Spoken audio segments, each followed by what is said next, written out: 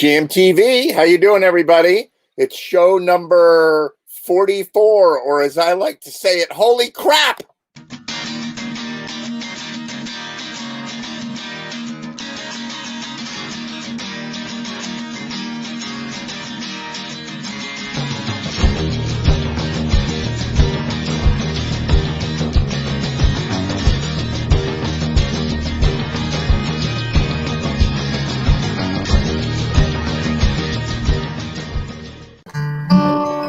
Morning and got myself a gun. Oh my God.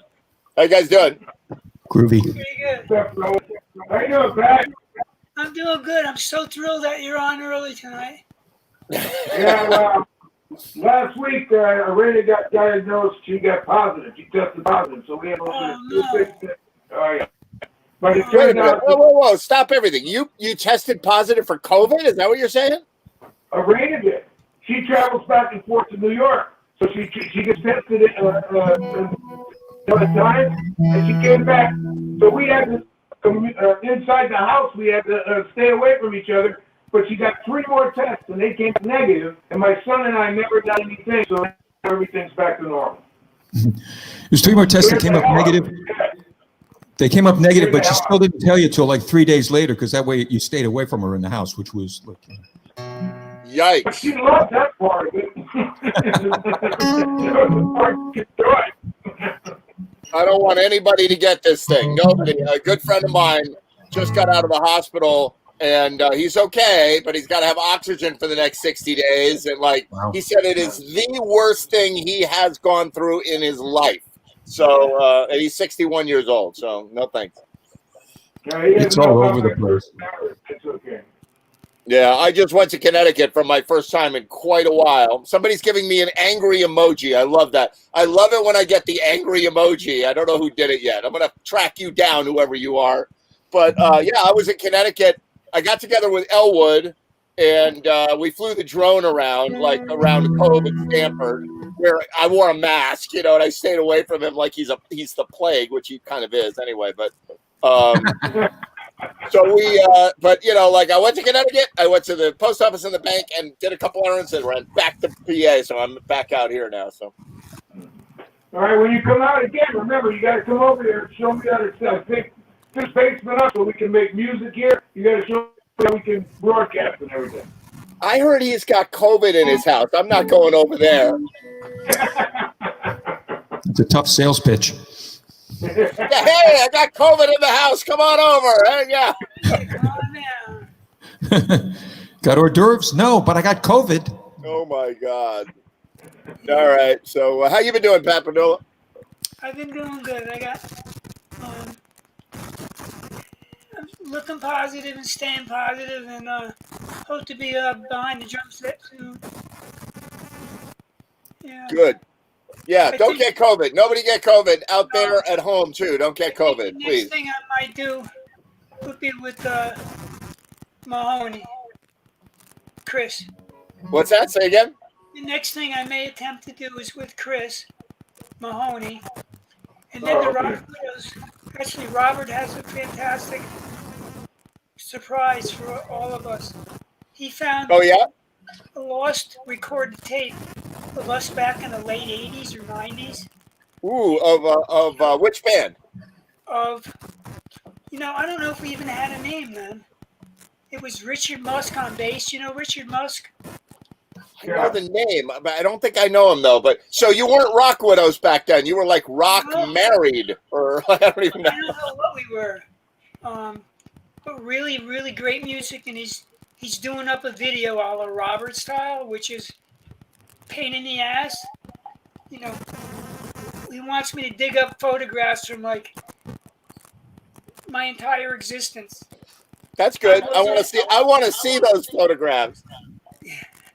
And the judge wants to see them. I want to see the little baby with the ass sticking up in the air. I don't want to see those. that. I got one when I'm 5 years old in the friggin' Santa Claus suit next to the fireplace, all red and white. How embarrassing that is. I want that one. I definitely want that one. All right, when I get it back, I just sent it to Robert. I'll send you a picture. There you go. Oh, you could do one of your Billy things. you could put an ass crack in it or something. Live it up. Oh my God. One of your Billy things. Yeah, there you go. All right, Bill Norman, play some music for us. You got anything? Yeah, I guess. All right, cool. Take it away.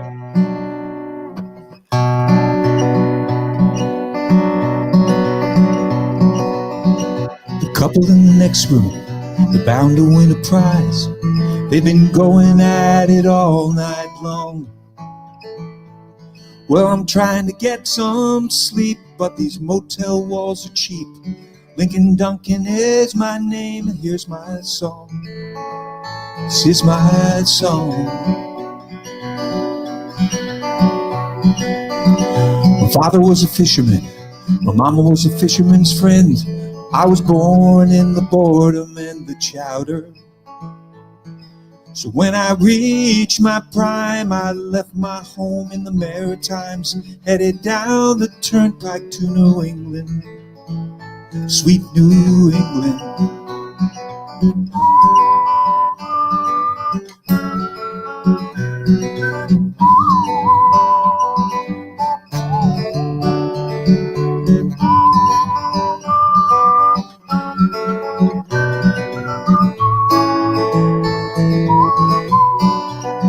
Sounds just like a Peruvian guy, right? Holes in my confidence, holes in the knees of my jeans. I was left without a penny in my pocket. Ooh, I'm about as destitute as a kid could be. I wish I wore a ring so I could hock it. I'd like to hock it. A young girl in the parking lot was preaching to a crowd, singing sacred songs and reading from the Bible. Well, I told her I was lost, and she told me all about the Pentecost. Seen the girl as the road to my survival.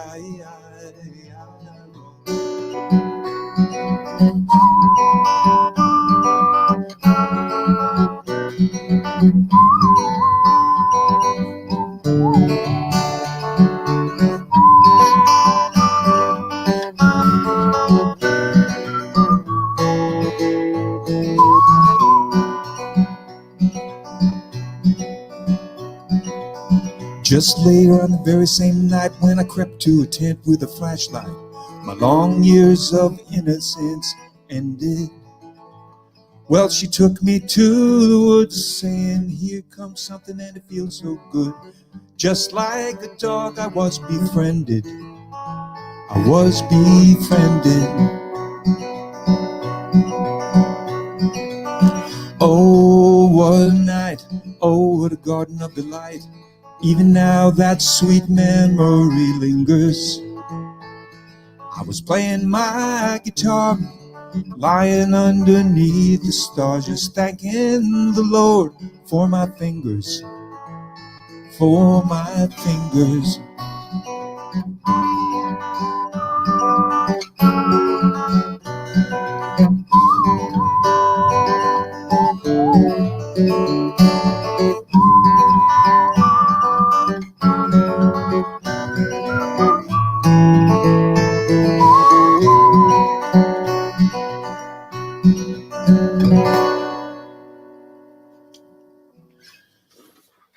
That was great. All right, Bill.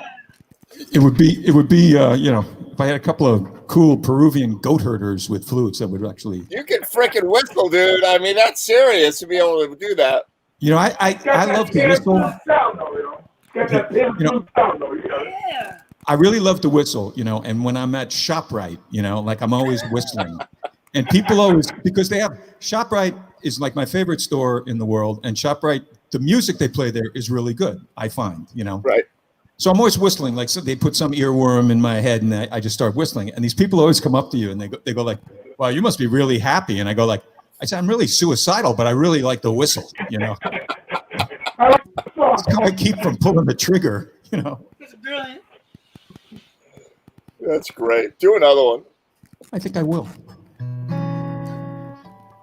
Okay. ShopRite does have good music, Bill. Thank you. This is maybe a bridge too far, but it's a song by Sting. Wait a minute. Did you say your mother was a fisherman's friend? Isn't that a cough drop?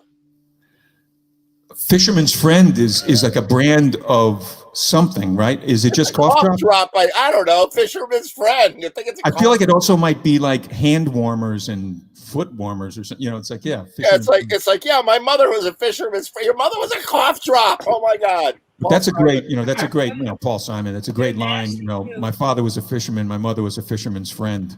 You know, that's a freaking. I was raised in boredom and chowder. Wait a minute. I wonder if they stole the name for the cough drop from Paul Simon. That could be.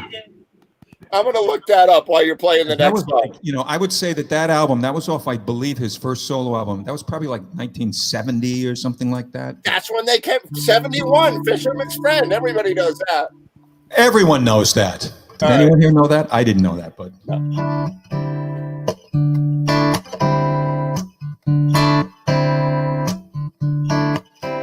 There's a little black spot on the sun today.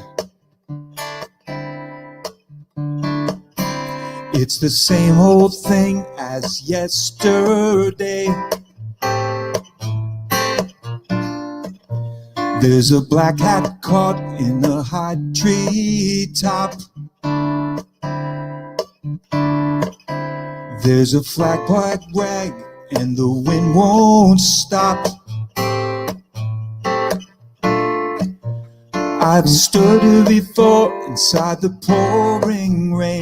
The world turned circles running round my brain. Always hoping that you'll end this rain. But it's my destiny to be the king of pain. There's a little black spot in the sun today. That's my soul up there. It's the same old thing as yesterday. That's my soul up there. There's a black hat caught in a high tree top. That's my soul up there. There's a flagpole rag and the wind won't stop. It's my soul up there. I stood here before inside the pouring rain. The world turning circles running round my brain. My guess is I'm always that you'll end this reign. But it's my destiny to be the king of pain. There's a fossil that's trapped in a high cliff wall. It's my soul up there. There's a dead salmon frozen in the waterfall. That's my soul up there. There's a blue whale beached by a springtime's ebb. That's my soul up there. There's a butterfly trapped in a spider's web. That's my soul up there. Well, I stood here before inside the pouring rain, with the world turning circles running round my brain. Guess I'm hoping that you'll end this reign, but it's my destiny to be the king of pain. There's a king on a throne with his eyes torn out. There's a blind man looking for a shadow of doubt. There's a rich man sleeping on a golden bed. There's a skeleton choking on a bread.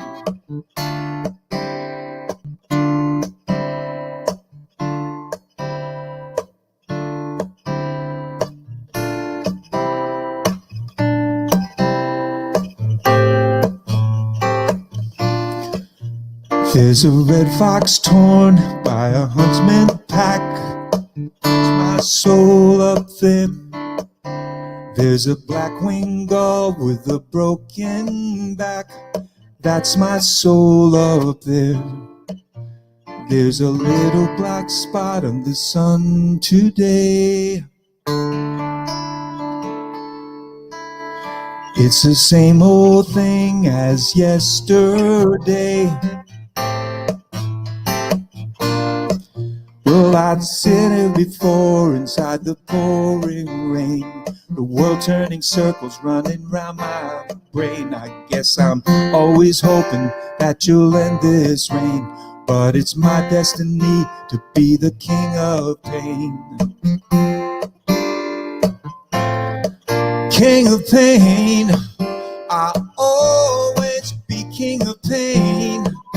I'll always be king of pain. I'll always be king of pain.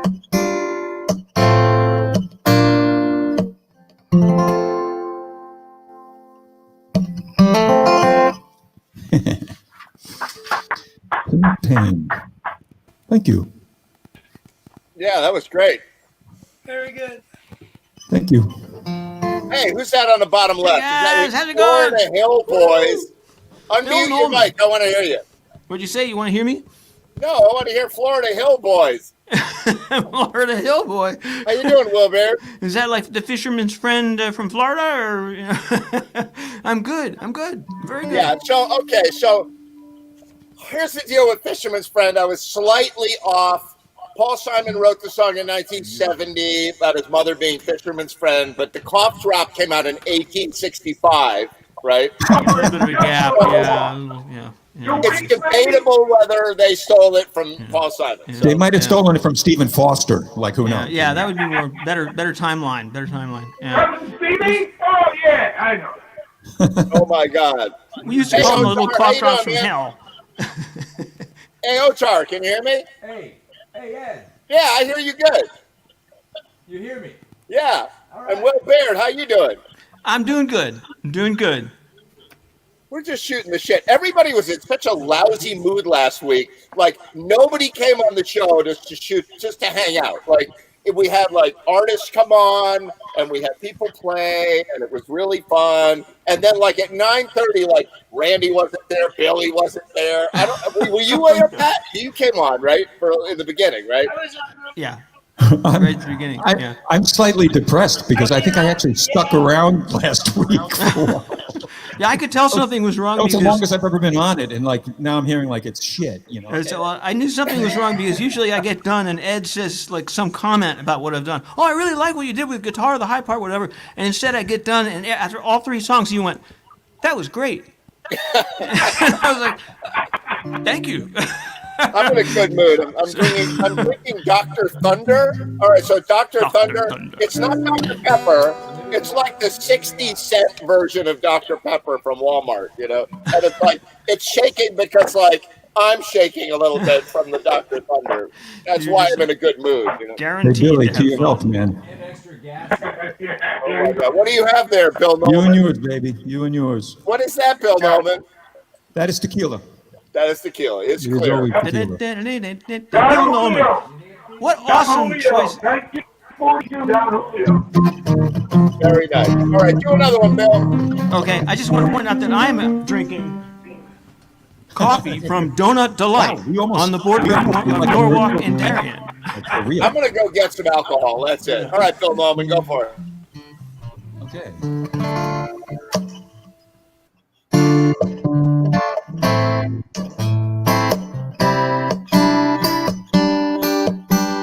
Go jump in a lake, go right up a hill, get out of this house. It's a house of your making, it's a house of ill will. Get out of this house. Well, go listen to Buddha, go listen to Joe. Go out of this house. And if anyone asks you, tell them you don't know. Get out of this house. Well, I spent 11 long years in a hothouse zone. I spent 29 more trying to get home. Well, I never got home, but I did what I did. And I got myself this house and you can't come in.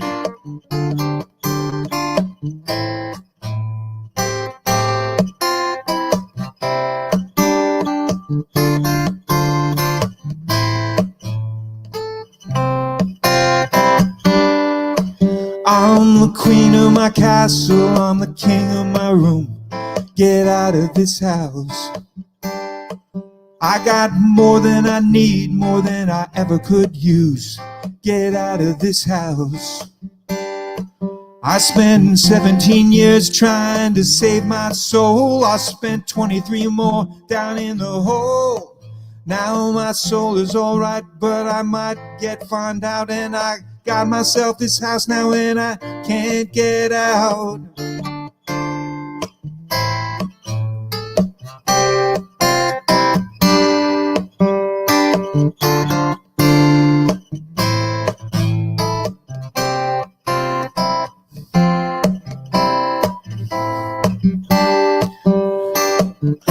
If I'd see you again, it'll be in my head at the end of a cloud.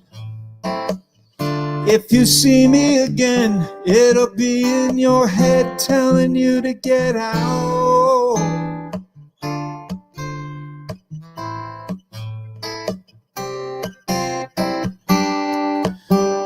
You act like a baby, you talk like a fool. Get out of this house. Well, go back to your mom or go back to high school. Get out of this house. Go jump in a lake. Go jump out the door. Get out of this house. I've had all I can stand. I can't stand anymore. Get out of this house. Get out of this house. Get out of this house. Get out of this house.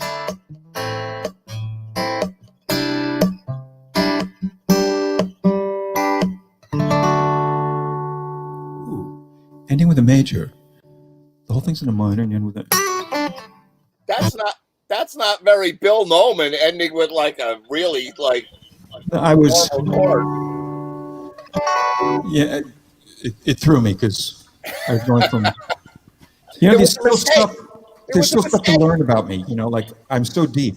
It's like incredible. So everybody knows, I've been saying this for years that I don't drink, but clearly I drink. And no, but I've been saying it for years because I don't drink either. I don't drink like these guys. I don't drink like them. I mean, the bottom row is drinking coffee, and but I don't drink. But so I made myself a drink. This is like the Big Lebowski kind of drink. I gotta let my hair down for the Big Lebowski drink. Right? Like, it's a Brandy Alexander, dude. I gotta be the dude. They're like, dude, you got a beverage here, man. Dude, Kahlua and cream and chocolate syrup and whipped cream. Wow. Is there anything alcoholic in there? Yeah, Kahlua, and I also added some rum. And by the way, Kahlua. I don't even think Billy Foster knows what's in Kahlua. What's in Kahlua, Billy Foster? Chocolate and bird shit, right? It's not necessarily in order. No, it's coffee. You're right about the bird shit. There's a little bit of beaver anus extract, like whatever. But no, Kahlua is coffee, liqueur, and rum. Who knew? Rum? Really? That sounds fabulous. It says it right on the bottle. So I added a little bit of rum because I figured that's okay too. So because they haven't put enough rum in it for you. Got it. Some people would add a little more chocolate, but no, you added more rum. That's like chocolate milk. That's like when you're in school in the summer when you're like 7 years old and the chocolate milk has been sitting out in the sun too long. That's what this tastes like. But it's got those little hard pieces that float on the surface. Yeah, that's what's going on right there. There, it's like, ew. All right. So, fantastic, Bill Noman. Thank you. Hey, you're welcome. Ed, I want to thank you for having me on. I'm bailing out. All right, Pat Padula. Good to see you, man. Good to see you, Pat. Stay good.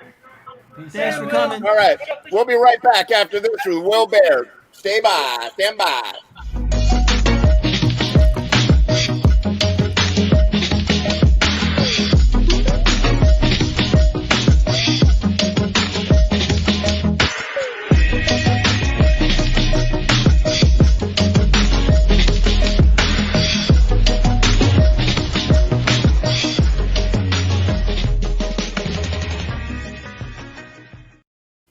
I love it when people leave me an angry emoji. Like I see like they don't tell me who does it, but like there's the angry emoji. You do a good angry emoji. It's like I do. that's what it looks like. That's what it looks I like. look And then angry. there's the heart I can't even do it. The heart emoji. Yeah, I And then can't there's do the that thumbs up emoji. That's I got a very bunch of those, but millennial. I've got an angry emoji, and I went to look who did it, and it was Ray Simonelli. He left us an angry emoji. No way. No way. So I wrote him. I'm like, what did we do to this? And he's like, I don't know. I must have bumped the button by accident. So then he went and fixed. There's all this behind the scenes stuff going on. He fixed the angry emoji, but now somebody else put on an angry emoji. So Because he I'm did gonna it. find So you. it's like, yeah, that's right. Great. So now I'm going to get like, all these angry emojis popping up on the screen, as they float up. Exactly. That's Angry great. emojis rising up. Who It's can like I insult? crazy. Everyone in Fairfield County is, yeah. So how I do you still do get. it? I've been doing good. I've been doing a lot of video stuff this week. I've got this show, Will's Place, which Yeah, is great. on Sunday nights. It's at 8 o'clock. It's like 30 minutes of relaxing, chill out time. And I play the kind of stuff you hear me play here, and there's some videos I throw in too. And I'm very inefficient with this. You're like really good with it. You can bang this stuff out, I'm sure, like real quick. I'm like every single little detail. And so It's it's great, comical. and I like your website. How do people find your show, and how do they find your website and all that? Oh, Plug thank you. Well, they can find the show on my timeline here, Sundays at 8 o'clock, or they can find it at willbaird.com, spelled just like my name on the screen here. And they'll see a little link called shows, and it starts at 8 and ends at 8:30. And it's just a way of getting away from things. Somebody in the chat column said, in the first show, at last I've got something to look forward to on Sunday nights. Good. Sounds good to me. Yeah. So. All right. Do something that you would do on that show. I will. I shall.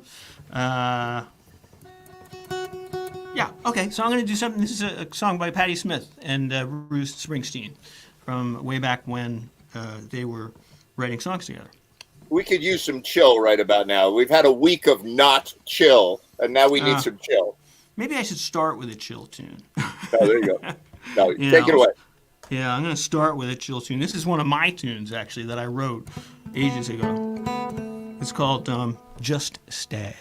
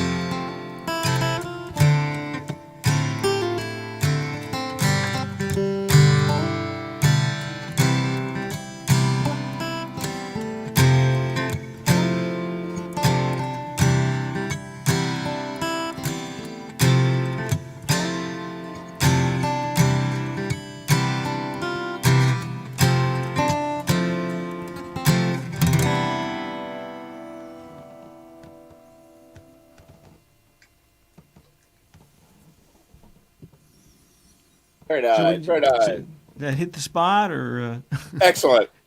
I still I'm like- remember the night I'm like- when I did something exactly. I did a tune like that one night, and the screen never changed. I was like, I'm standing there alone, and nothing's happening, and I was like, Ed, and then it popped out. And you were like, hey, hi, I'm sorry. Yeah, it's like, you know, there's an ad. I think I've told you this before. There's an ad for some. It's for a rent-a-car company like Avis or Hertz or something, and it's the ad. Can I tell you this? And they're Candles. sitting. Yeah, They're at the ad agency, sitting around the table, and there's a brainstorming session, and they're like, one guy says, "I've got a great idea. What if we put aromatherapy candles in the cars?" And then they all go, and it fades into the car, and there's aromatherapy candles on the dashboard and on the back window, and all the people, including the driver, are asleep, and they're going down the highway. Anyway, I hope it I was a thought it was Vespa. funny. Yeah. Oh my God! What else do you have for us? I'm gonna do something a little bit peppier, just a little bit, All right. not a lot, just a little.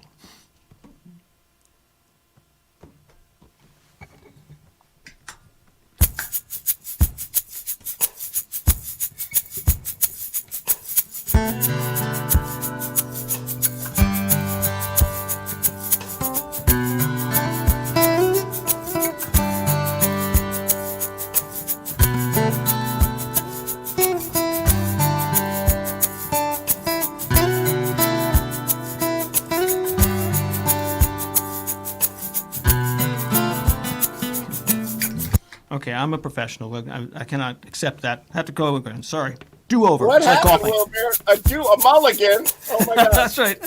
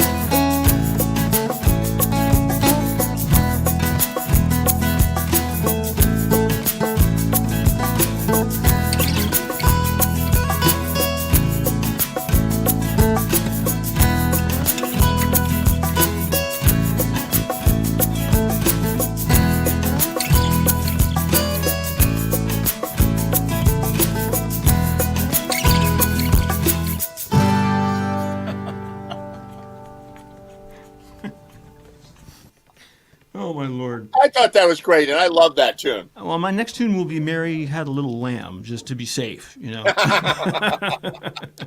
I know exactly what I'm going to sing. It's going to take me a minute to find it. But actually, I don't know whether maybe I'm done. You let me know. No, you can do one more, and then I'm going to bring the Florida Hill Boys on. The Florida Hill Boys. I got Charles in the studio, and I got Ray Simonelli in the studio. So excellent. You have the whole gang. All right, hang on. Let me find it. And I've got my Independence. I think this is from the movie Independence Day, where the spaceship comes down and like nukes the White House. So I don't know. Is it too soon? I don't know. I don't know. It sure. That last tune I did sure sounded like it was happening while I did the tune. Again, my next tune will be. As a matter of fact, the spaceship behind me that's nuking the White House, it kind of looks like a hat. Like it's like a sombrero. It's like I'm wearing a alien sombrero while nuking. I don't know. Maybe it's in bad taste. I don't know. It could be. Yeah, it could be. The phrase "nuking the White House" right now could be in bad taste too. I'm not making a political statement. It's such a crazy week. I have watched my good friends lose their freaking minds this week. Yeah, and maybe rightfully so. But yeah. It's like I tell myself, don't go anywhere near the TVs. Don't watch TV. So instead, I watch the internet. Which is like worse. Right, which is worse. Yeah, because they know you. The internet knows you. They're like, oh, it's Will Baird. He's signing on. Because I go on Google and I'm like, if I literally think something, I'm like, I wonder if I could have some patio furniture. I don't even say it. Yeah. And there's an ad for patio furniture. There's an article about how to select the best patio furniture. And I'm being chased by women's panties right now. Oh my God! I don't even want to know. There's this place called Go Lucky or something. Anyway, they had some good guys' clothes, and so I bought some, not realizing that most of their clothes are like clothes for young women. So everywhere I go, there's like I'm going there right now. Come on, I want that in my newsfeed. All you have to do is buy like a cool sweatshirt or hoodie, and you're going to get chased by pink panties. And there's other details about them I don't even want to get into. I'm old. I mean, that is crazy. All right, play the song, and I'll go sign up for that website while you're doing it. And I'll try not to get us nuked by the Independence Day thing.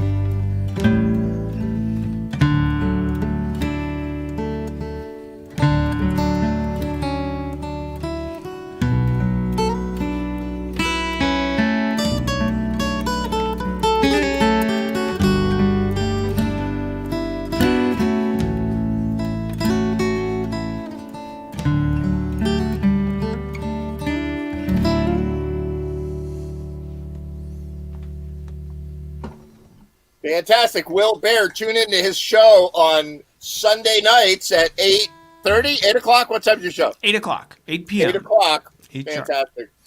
Thanks, Ed. Don't go to billbaird.com. Go to willbaird.com. Oh, God, no. Bras on the, yeah. Exactly. Great to see you, Will Baird. We're going to be right back after this.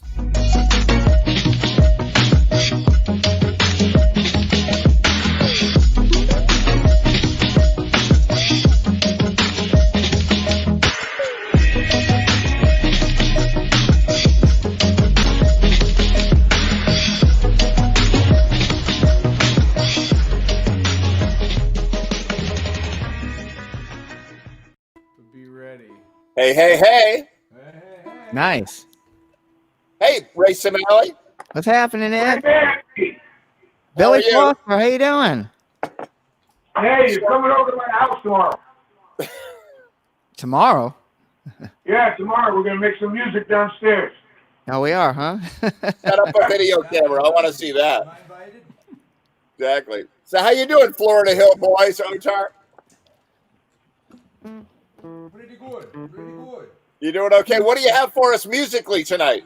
Well, we've got a tune called "You Just Gotta Be You," and then a couple of other ones, if possible. And Fantastic. We just wrote this one a couple of months ago, so we'll play it for you. Go for it. Here we go.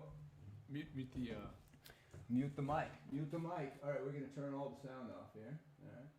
Can you hear us? Can you hear us? Yeah. We good? All right.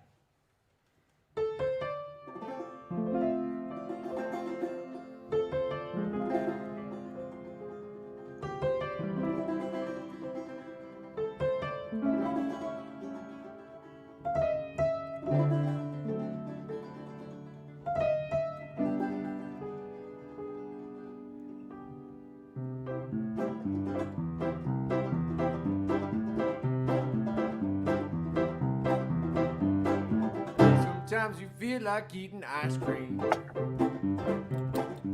Sometimes you don't. Sometimes you feel like making movies. Action. Sometimes you feel like getting stoned. Wow. Sometimes you feel like running naked through the San Diego Zoo. But in the end, you can always play pretend, but you just gotta be you. Sometimes you feel like wearing high heels. Sometimes you don't. Sometimes you feel like kissing strangers. Hey man, whatever floats your boat. Sometimes you got to peel potatoes. Damn! If then you wanna make a stew. But in the end, you can always play pretend. But you just gotta be you. Yeah, you do. You just gotta be you.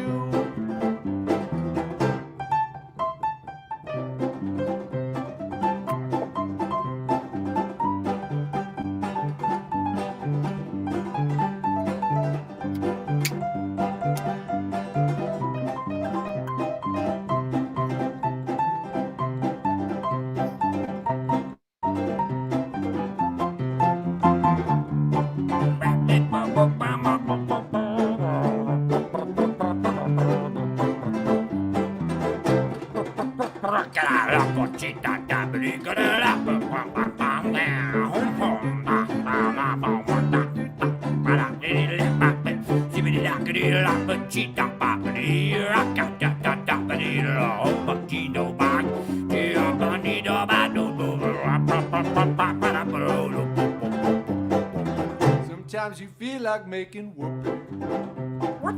Sometimes you feel like chopping wood.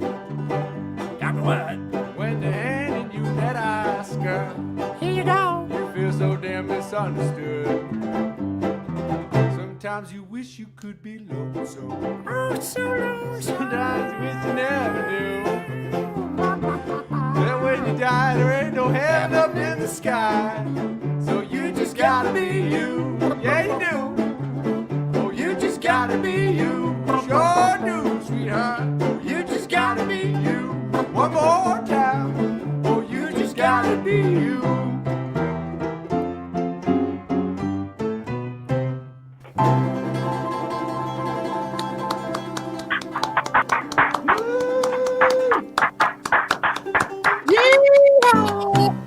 That was great. I miss you, Ochar. It's fantastic. That's super good. I miss you guys. I really miss you. All right. And your wacky music, your wacky, crazy music. We are here to stay. Hey, Charlie, what's going on, man? Oh, he's muted. Oh, Now he's not. We were There he is. dancing. He's Charlie back. and I Oh, were yeah. dancing. I was really getting into that there. That's a great fun song. Yeah. well, thank you. Next time, we all get together and do it together. Oh, yes, please. Yes, please. Do another one. You got another one for us, Ochar? Yeah, we got one more. All right, go for it. All right. You ready, Maddie? All right, here we go. Okay.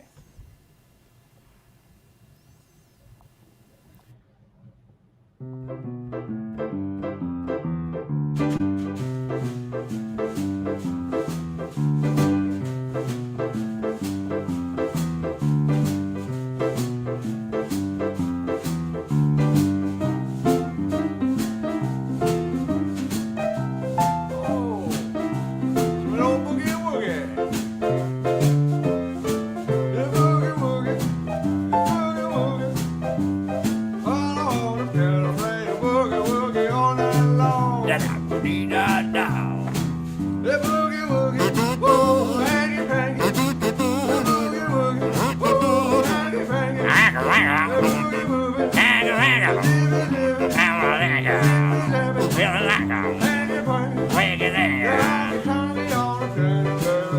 pangy. All night long.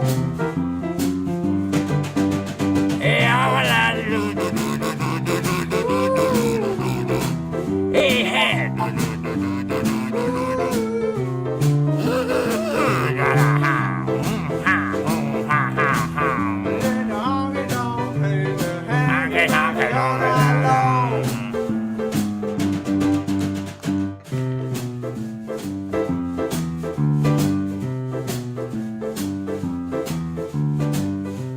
My baby don't care for shows.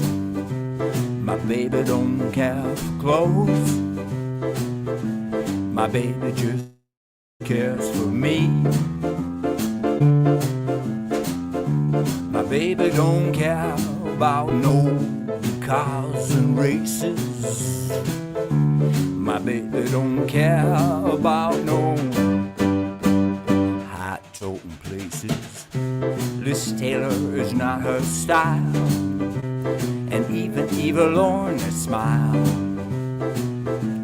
is something she can't see. My baby don't care who knows it. My baby just cares for me. Whee!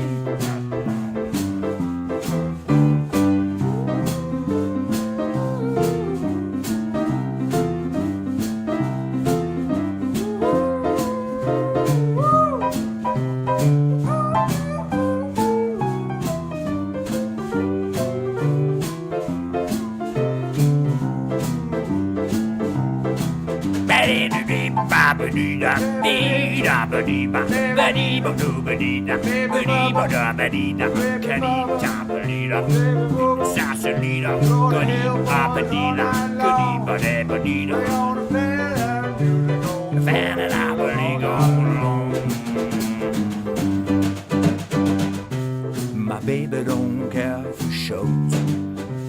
My baby don't care for clothes. My baby just cares for me. My baby don't care about no cars and races. My baby don't care about no hot toting places. Liz Taylor is not her style, and even Liberace's smile is something she can see. My baby don't care who knows it. My baby don't care. My baby just care now. My baby just care for me.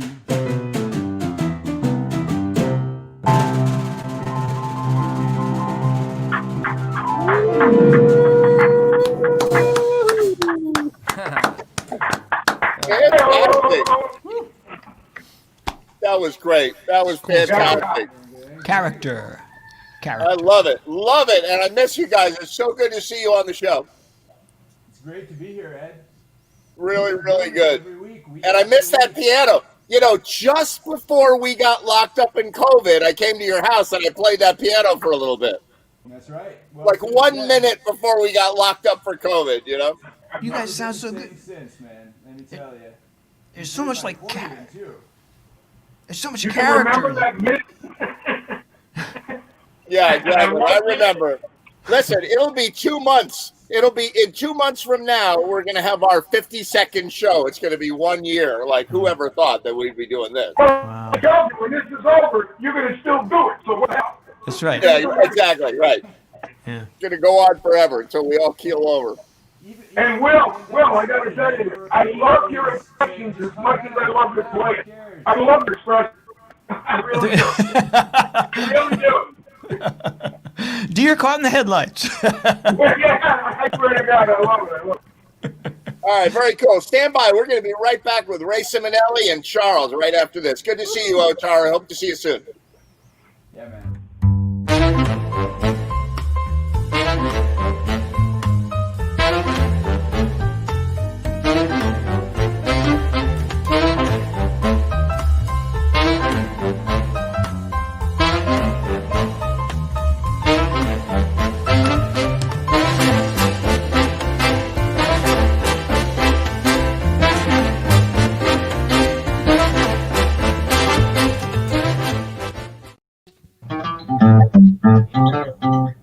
Oh, yeah. You want to hear something really funny? You guys, we are trending in Thailand and Indonesia right now. I'm getting all kinds of messages from Thailand. I guess it's morning there, and they're all watching the show, and they're like, oh, these guys are so great. They loved Otar. TV for breakfast? You don't hear every day. You don't hear that every day. Like we have a contingency in Australia and in Indonesia and in Thailand. They love us in Thailand. So hello, everybody west of the date line. So west of the date line or east of us, or whatever that is, the Far East. Jam TV for breakfast. It's Jam TV for breakfast. It's like that's just nauseating if you put it that way. How you doing, Chris We're Owen? drinking alcohol. They're eating cornflakes. I know it's true. How are you, Chris Owen? I'm doing great, Ed. Thanks. Good to see you. Tell you, I was in a good mood last weekend. I'm sorry to hear that nobody else was. You did great, and we had a great show until about 9:30. And normally, it then takes off into these music videos, and these teams of production people come on, and blah blah blah. And nobody came. They were all like sitting at home, like I'm mad at the government, right? So nobody came. I was like, screw it, I'm out. We had Is that where Ray's angry emoji may have No, originated? I wrote Ray, and he was all mortified. Like, I didn't put an angry emoji. Where the hell did that come from? Yeah. No, but I did have a friend who gave me an angry emoji, like, about a month ago. And she, like, I said something like, you all ought to stay home and be safe with COVID. And she's like, no, don't tell me to wear a mask. And she got all angry and wrote comments. And I'm like, really? Like, I just want my friends to be not dead. How about that? Anyway. Well, did you happen to see the congressman with the mask on during the impeachment hearings that said, this mask is useless? Oh, my God. That is true. That's a true story. I don't remember the congressman's name. I will tell you this, however. Was it Congressman Dipshit? Yeah, Yes. that sounds right. Yeah. Skip from Massachusetts, exactly, right. Yeah, that's it. Oh, my You just God. need to We're gonna replace call the him word that from mask now with on. congressman. Exactly. So, Charles, do you think that you can top the zaniness of what just happened with Otar? No, I can't. That was pretty zany and awesome. I loved it. It was. I don't know where my kazoo or my jaw harp are, so I can't bring the wackiness quite like that. That would be super cool. Can you do a couple songs for us? I can. All right. What are you gonna do? Here we go. All right. I'm so tired. I haven't slept a wink. I'm so tired. My mind is on the blink. I wonder, should I get up and fix myself a drink? No, no, no. I'm so tired. I'm feeling so upset. I'm so, that's the words up. So tired. My mind is set on you. I wonder, should I call you? But I know what you would do. You'd say, I'm putting you on, but it's no joke. It's doing me harm, you know I can't sleep. I can't stop my brain, you know it's 3 weeks. I'm going insane, you know I give you everything I've got for a little peace of mind. I'm so tired, I'm feeling so upset. Although I'm so tired, I'll have another cigarette and curse Sir Walter Raleigh. He was such a stupid cat. You'd say, I'm putting you on, but it's no joke. It's doing me harm, you know I can't sleep. I can't stop my brain, you know it's 3 weeks. I'm going insane, you know I give you everything I've got for a little peace of mind. I give you everything I've got for a little peace of mind. Give you everything I've got for a little peace of mind. Fantastic. The White Album, everyone's favorite. Love it. Super good. Yeah, you could tell Lennon was tired when he wrote that. He was so tired. He was doing a lot of heroin at the time. Well, that explains it. Yeah. Yes, and he was quite strung out during the White Album. There's some books about it that are pretty enlightening. If you're interested in that sort of thing, if you want to find out how much heroin John Lennon did, and who wouldn't want to find that out? Exactly. I'm inspired by your T-shirt, so I changed my background to the Capitol being destroyed by aliens instead of Americans. I don't know. That's right. Spaced out. Love it. Do another one. I'll do one more. I'll do an original. This is called Dumb Luck.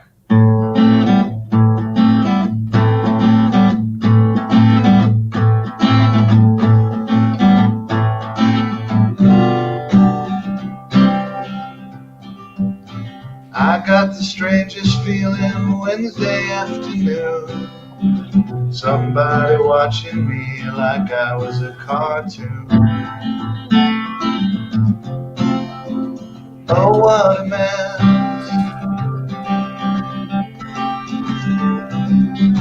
I went about my day the best that I know how. Came home, cleaned up, big smile, got ready to step out. I dressed for success.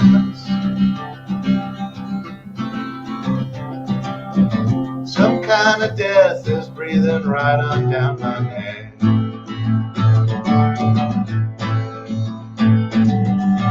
It's an escape, it's an excuse I can't forget.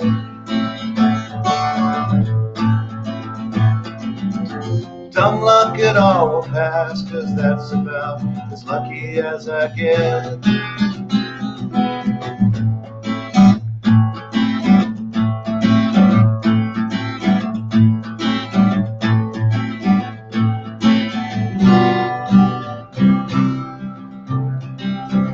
It's been a couple weeks and I still feel the same. Nobody moving in this godforsaken game. And is it my turn?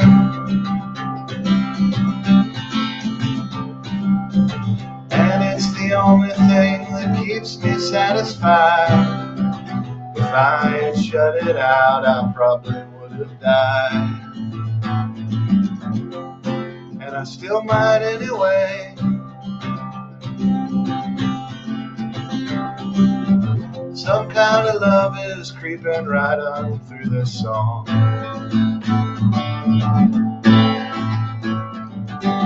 It feels alright, although I swear it might be wrong.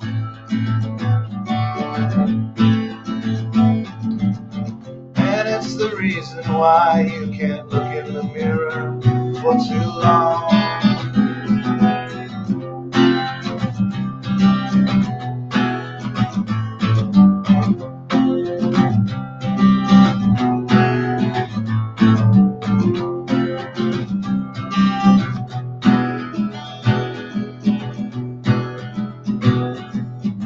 Some kind of drug is creeping right on down my neck.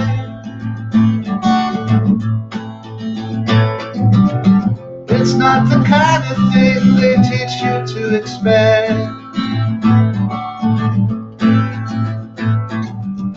Dumb luck, it all will pass if luck's the only luck that I can get.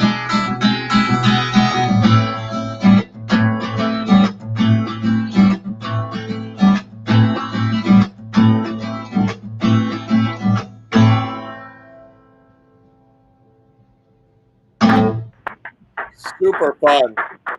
Thank All you. right, Charlie. Sorry, man. Thank you very much. Excellent. Good to see you, Charles.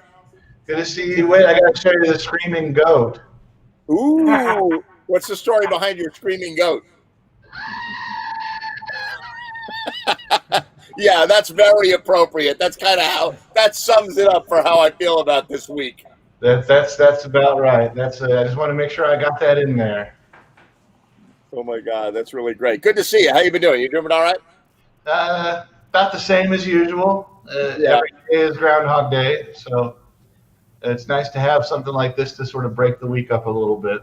Exactly. Yeah, I actually am a little bit like, because I went to Civilization. I'm like out here in the woods in Pennsylvania, like hiding from everybody. And I went to Connecticut for 24 hours. And I got back here and I was like, I can't take it. People honking at me at lights and cutting me off in traffic. And like, I can't take it anymore. The tension and the stress of Connecticut, I don't know if I can do it. But yeah, it's wild times here in Norwalk. Wild Times is right. My God, I was driving around, sort of looking like, oh, I used to live here. Like, I mean, I still live in Connecticut, but I've been hiding from this pandemic for so long.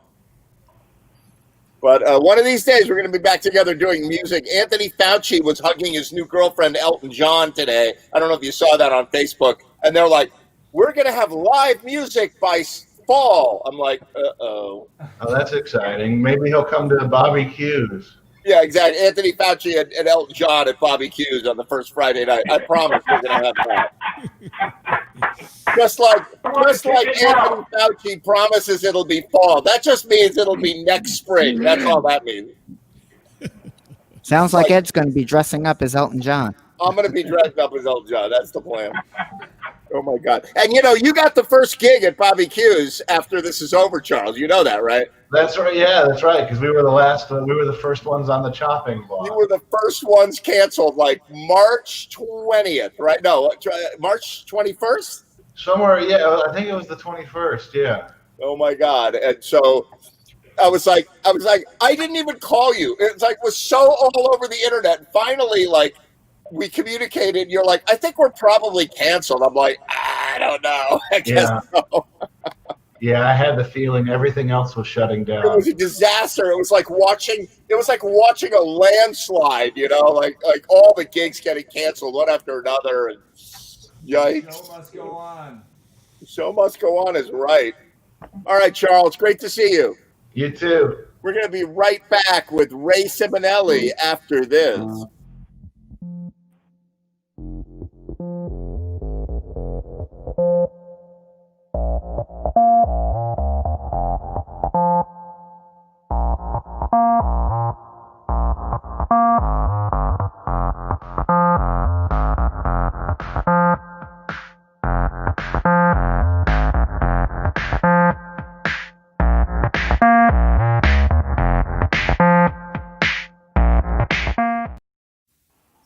Yeah. How you doing, Ray? Doing good, Ed. How you doing? How are all your guitar lessons going? You're teaching these guitar lessons every week now. Yeah, my Tuesday night ones started 2 weeks ago. So that's every Tuesday. I got 4 back-to-back classes in Darien. Mostly kids, but I have one adult class as well. You know, a lot Very of cool. fun. Yeah, I'm it's glad you're great. doing that. What's that? I'm glad you're doing that. Yeah, me too. Yeah, it's nice to be able to teach in person. You know, it's Very right cool. at the Darien Town Center. It's beautiful. Excellent. Well, play something for us. All right. What do you got? I'm going to do a song that I did once before, and I better do it again because I think Billy Foster's going to steal it from me. So we'll see. You tell me, Billy. Right?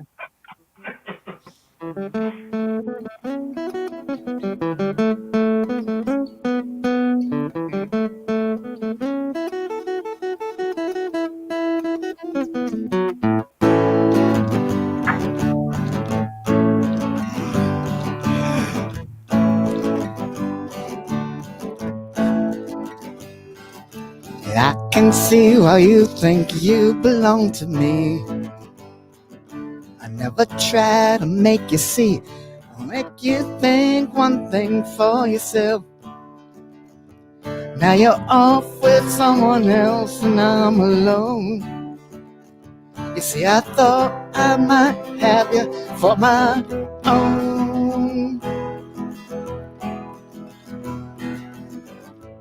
Amy, what you wanna do? I think I can stay with you for a while, maybe longer if I do.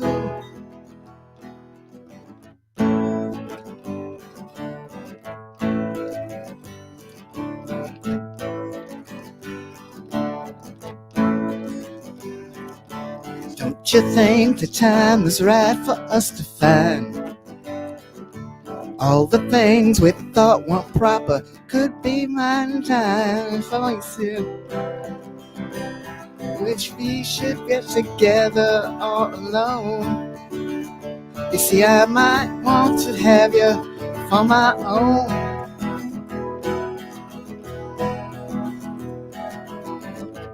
Amy, what you wanna do? I think I can stay with you for a while, maybe longer if I do.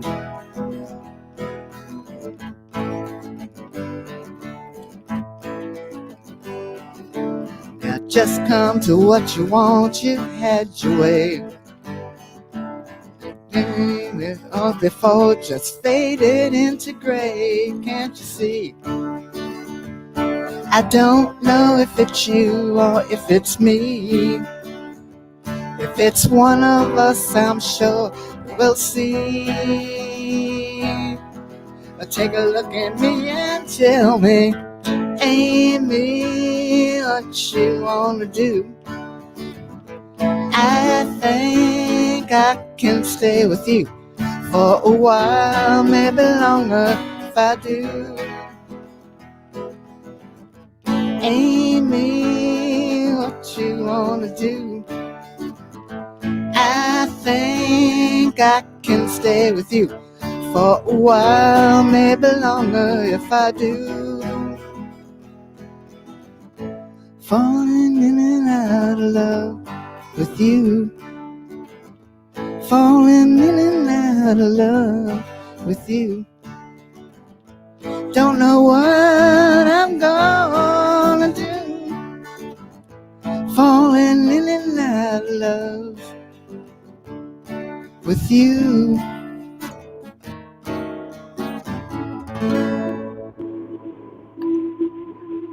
Very nice, Grace Manelli.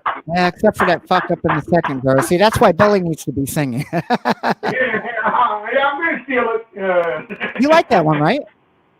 Well, don't you remember I sang that with Pure Prairie League at Chris Downey's place, the CD Cafe. Oh, I didn't know that. Okay, cool. Yeah, it was cool. Oh, that's awesome, man. I didn't know they were there. Yeah, they showed up twice.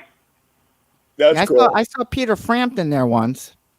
Wow. Yeah. He was Every like once in a while, he got some he shit wasn't done. built to play though. He was in the audience, and there was You know?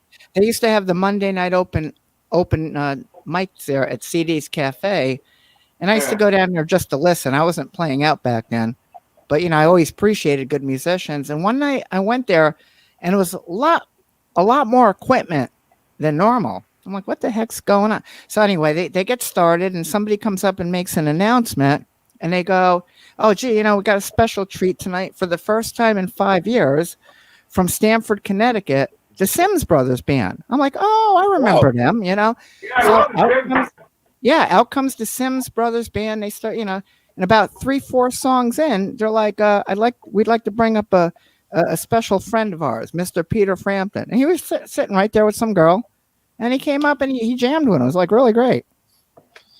That's great. That was no girl. That was Judith Byman, for crying out loud. You don't Okay. remember, you know. It could be. Anything's possible. Oh my God. That's cool. You know, CD's Cafe. So, you know, that was before my time. I wasn't around Connecticut in those days. And, but I know CD. I know Chris Donahue, a great guy and all that. But there was a big scene. And of course, Elwood was at the, you know, you've all probably met Elwood and Jake from the Blues Patrol at that. And I flew my drone this morning with Elwood at Cove in Stamford. We went out and flew. We chased geese around or whatever. And he's like, come on, Special Ed, we got to go back to my house, and we got to film the Bluesmobile from the air. So we flew the drone over his house, and we filmed it. That'll be on the show, guaranteed. So come on, do another one, Ray Simonelli. All right, here we go. All right.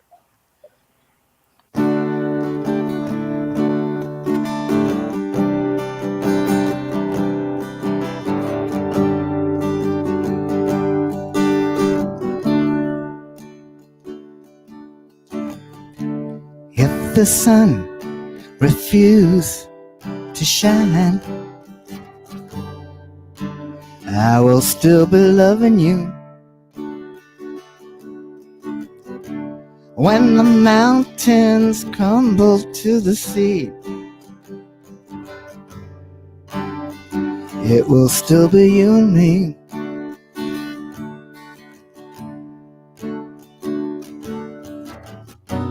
Kind woman, I'll give you my all. Kind woman, nothing more.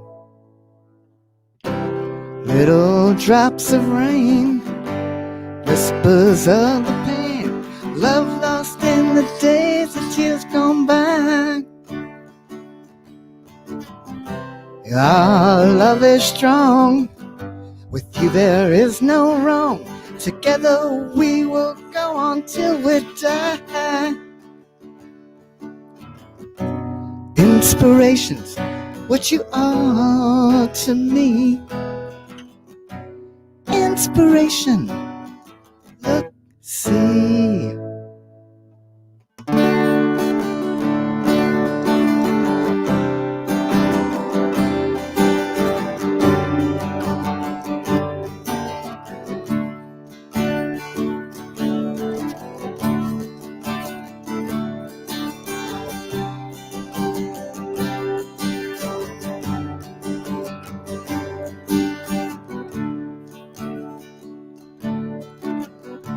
So today, my world, it smiles.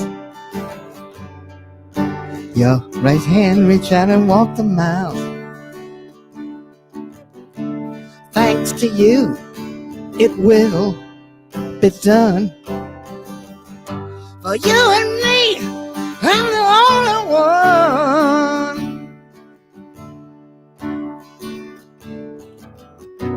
Happiness, no more be sad. Happiness, I'm glad. If the sun refuse to shine, I will still be loving you.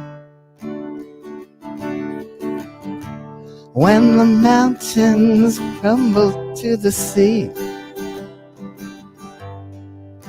it will There'll still be you and me.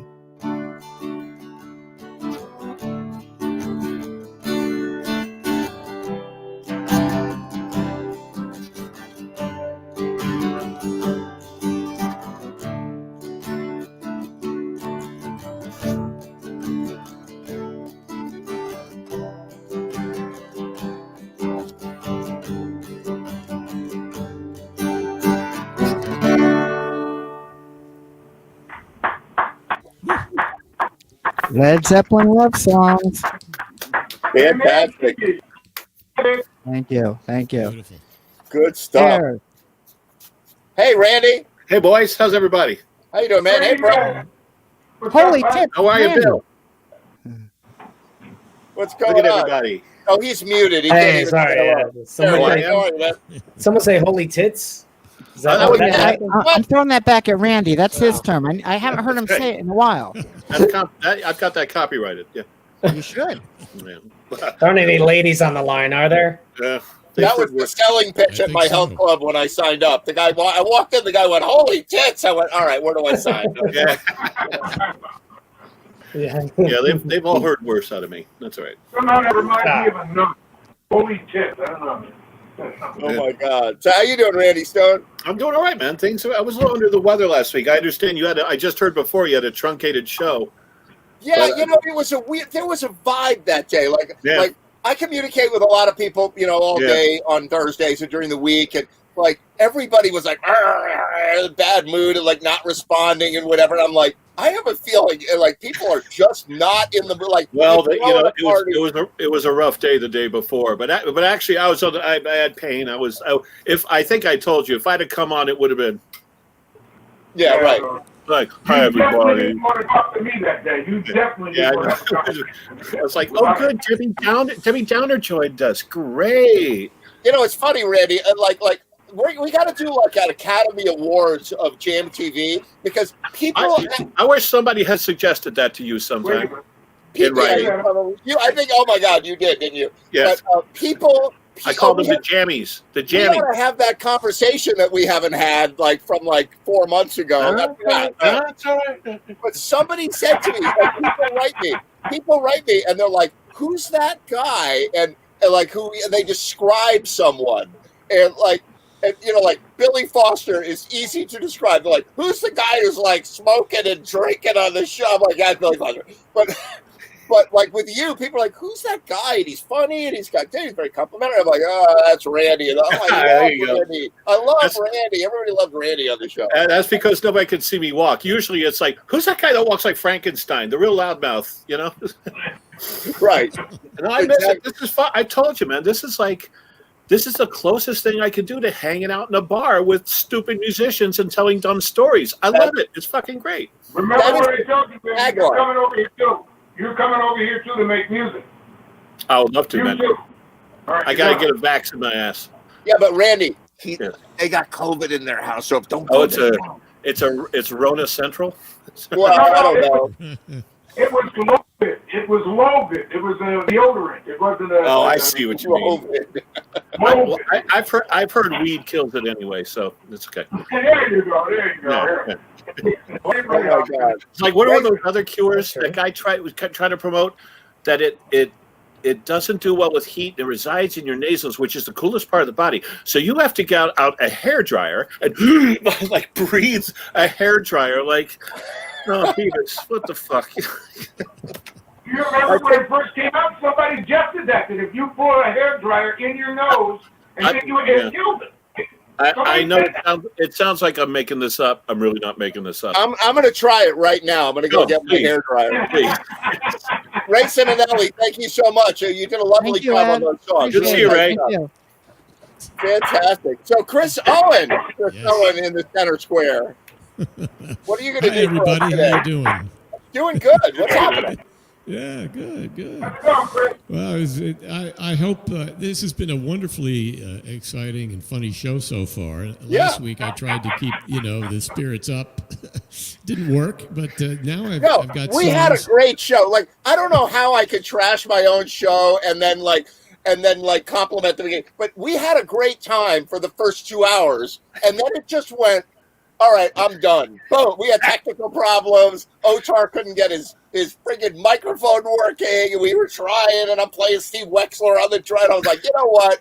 Nobody's here. Randy's not here. Billy's not here. Randy's not here. I was like, screw it, I'm out. You know. And you were in TV and video. What's that pattern called with the rainbow colors going up and down with? Exactly. You need one of those. Just like, I lost my signal. Oh, well. Yeah. You got to get a Yuletide. When I was growing up logs. in Austria, Yuletide logs. Exactly. When I was growing up in Austria as a kid, they only had television from 7 p.m. until 11 p.m. And so, like, if it was 4 in the afternoon, you know what I'm talking about, Billy, right? You went over? Yeah. And they had 2 channels. They had ORF, Austria, ORF 1 and 2. One was like Colombo in German, I swear to you. And 2 was the news, right? And you go on at 4 o'clock, and there was this beautiful test pattern with like collar bars and, you know, resolution tests and whatever. And that was it all day long, like nothing. And then at 7 o'clock, you'd sit there waiting, and whoop, it would pop on, you know? I know. By the time I got there, they added BBC, but other than that, it was the same. It was the same. Kids today don't understand. Well, you know, kids today. Brian, we had 3 channels. It was like there was fucking nothing. Yeah, no. I think we had rabbit ears when I was growing up for a while. We kind of had nothing. We had channel, or I don't know where you all grew up, but we had channel 2 New York. We had CBS. We had channel 4. NBC. We had channel 5. ABC, WPIF, channel 11, and channel 9. That was it.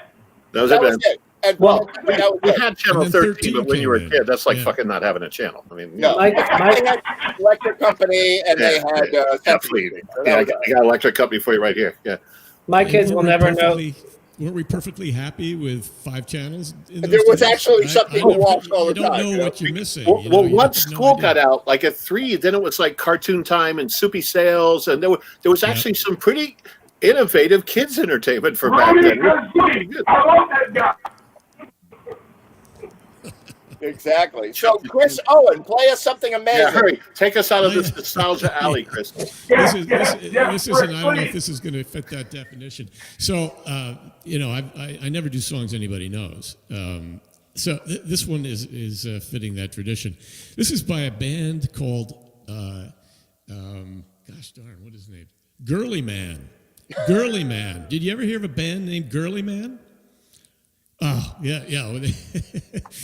Yeah, they were in that genre. They were a trio, two gals and a guy, and they wrote some of the most beautiful tunes. Really, you should go listen to some of their stuff. The harmonies are amazing. The songs are beautiful. This may not be one of their more beautiful songs, but it's the only one that I know by them, and it's called Montpelier. And it's just to get the mood right. This is about dying in a car accident. Wow. So a nice uplifting song. I mean, I should have played it last week when the mood was right for it, but I just said this is what I have for today. I'm kind of getting to the bottom of the barrel because I haven't repeated any tunes yet over about 22 shows. So I'm scraping the barrel. But this is a nice song, and there's a reference in it to a 5-star Eisenhower, which I don't know if you know what that reference is, but it is.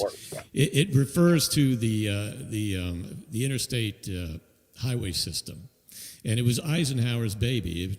And he was a 5-star general, so you'll hear a reference to 5-star Eisenhower, and Montpelier is only 3 miles away. So this is the song Montpelier. Get this off.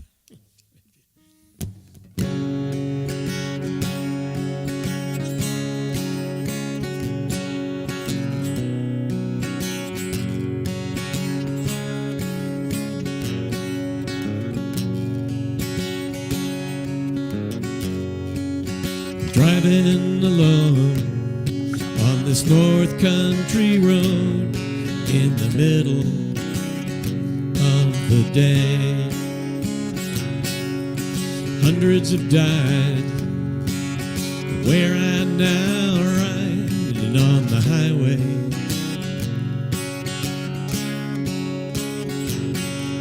The car was sliding on the road in the rain. this slips through my brain. 5 stars, Eisenhower, and Montpelier was 3 miles away.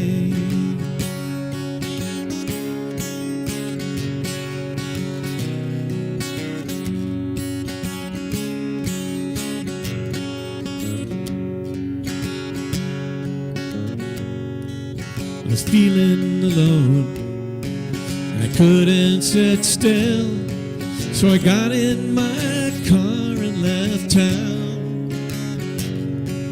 I was hoping to find the sunshine down on me, but instead the rain kept coming down.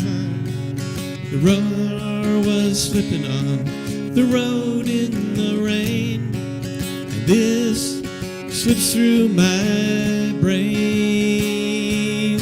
5 stars, Eisenhower, and Montpelier was 3 miles away.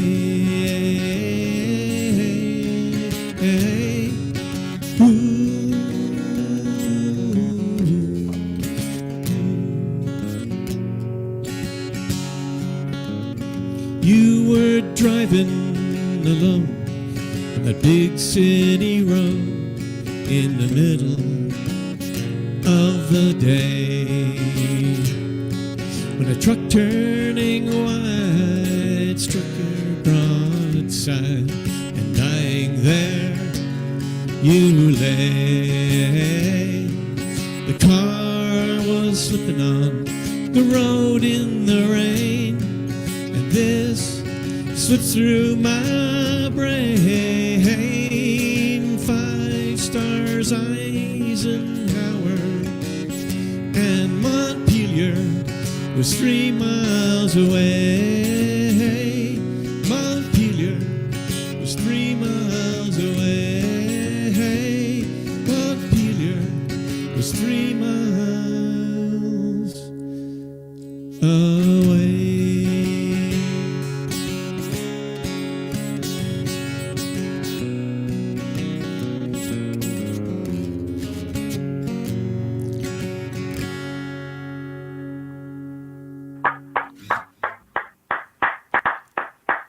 Everybody feeling good now? That sounded great. Except, you know, that's actually a French word. And in French, they pronounce it like this. They pronounce it, I can pronounce anything in French, right? They pronounce it like this. That's how they pronounce it. Montpelier. That's how they pronounce it. Careful, you might have a French audience here. I know you have Thailand listening. No.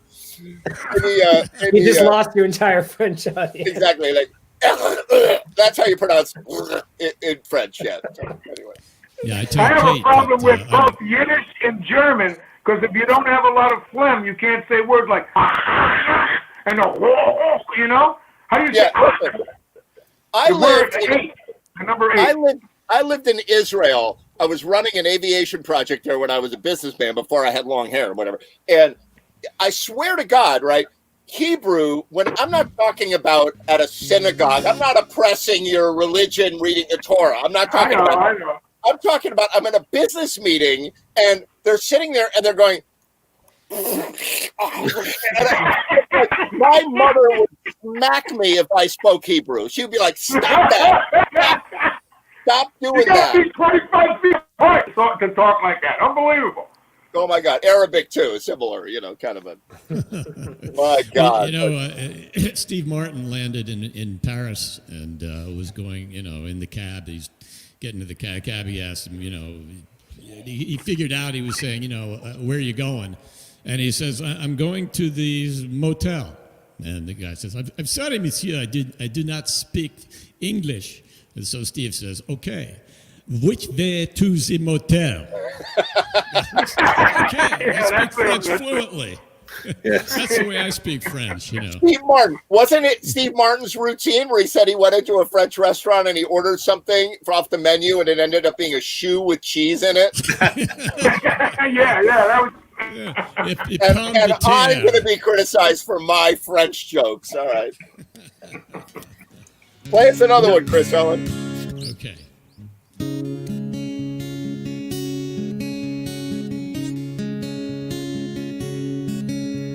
I'm looking for a lady, looking for a lady to change my night today. I'm looking for a lady, looking for a lady to chase my blues away. Well, I have a few in mind, but none in particular.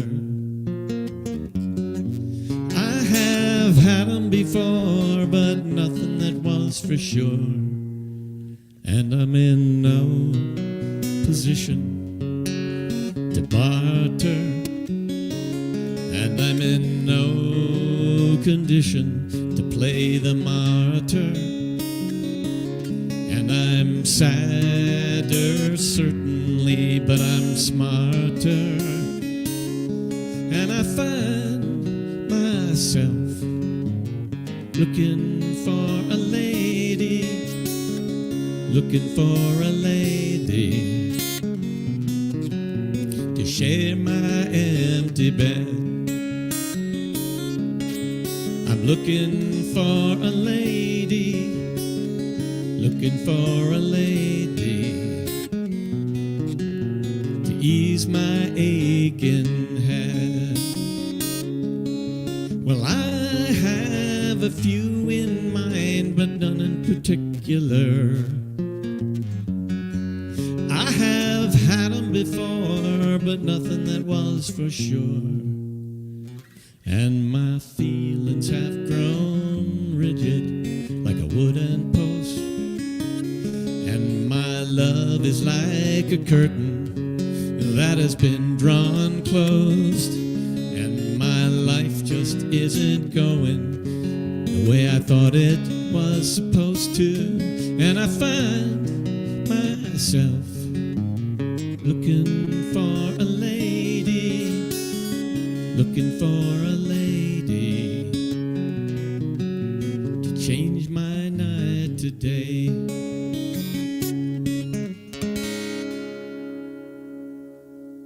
Very nice. Guess who? Guess who that was? Anybody have a What's guess? that? James Taylor? No. Close, close. Britney Spears. Yeah, right on. No. Rush. Dan Fogelberg.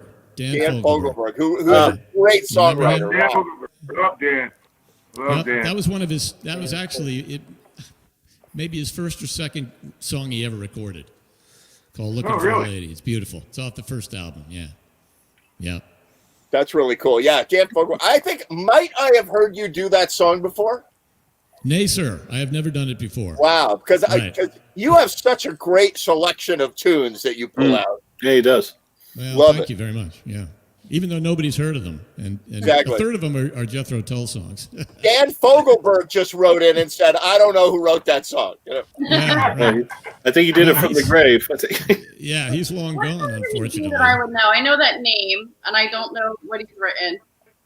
Who, Dan Fogelberg? Yeah. Dan Fogelberg? How old is David Fogelberg? All right. Everybody name a Dan Fogelberg song. Go. Nobody can do it. No, it's the Christmas song. Yeah. I don't know the name of it. Twin It's the sons Christmas one. of different mothers. He wrote twin sons from different mothers. That may be Want to hear some unsubstantiated gossip about him? Yes. Sure, why not? So there's a nice recording studio. Yeah, I know. Here's what I've heard. There's a recording studio in Westport at the corner of the Post Road and Riverside Avenue. And I was in there for some reason. I forgot. I wasn't playing. They didn't hire me for a session guy. And I was talking to the guy. It's a really sophisticated, big-ass studio. I couldn't believe it's hidden in there. I got talking with the guy. So you guys know me. I'm like, who's the biggest asshole that ever came through this joint? And the guy didn't flinch. He said, Dan Fogelberg. Really? He did. He said we had him at that nice National Hall across the street. He was pompous. He bossed everybody around. He wanted everything. I'm like, and this is after Dan Fogelberg. You know. You sure that wasn't Where's Jackson Dan Browne? Fogelberg from? Where's he from? Maybe that's Pardon me? Do we know where he's from? Well, who's from? The guy? Fogelberg. I have no idea. Colorado, I think. I think he's Ask his mother. Colorado. He's from Midwest. Where is he from?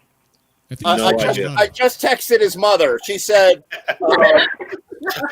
Tell that stone man to stop talking so bad about my boy. Yes. He's from Peoria, Illinois. Well, maybe that's why he couldn't find a lady. Peoria. There you go. Yeah, he did that same Old Lang Syne was one of his big things. But I have to know him from somewhere else, right? No, he had another hit. I can't remember it, Sherry. He actually had three hits. He had three songs that made the chart. Yeah. Leader of the band. The leader of the band. Yes. There's a place in the world for a gambler. That was one of his big tunes. And they made the charts in the top 20 or whatever it was. Yeah. Maybe it's like if I heard it, I would recognize it or something. And he was one of those. That night I did that thing at the Blue Note. Dan Fogelberg was there, and Brian Adams, and all the guys. They were sitting in the corner over there. Yeah.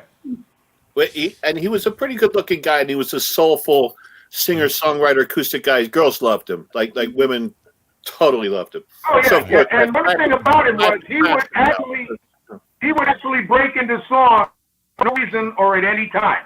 He would just start singing and start playing anytime. That's what I loved about him. Okay. That's right. And he had a deli in Secaucus. I don't know if you know that, Sherry. You probably Really? Is he Jewish with that name, Dan Fogelberg? Clearly. Yeah. So you could get Fogelbergers? I missed that one. Yeah, that's a good one. That was too easy. It was too easy, Billy. I know. It would be a vegetarian burger, though. That It would was definitely be I'll vegetarian. have the Steinberger.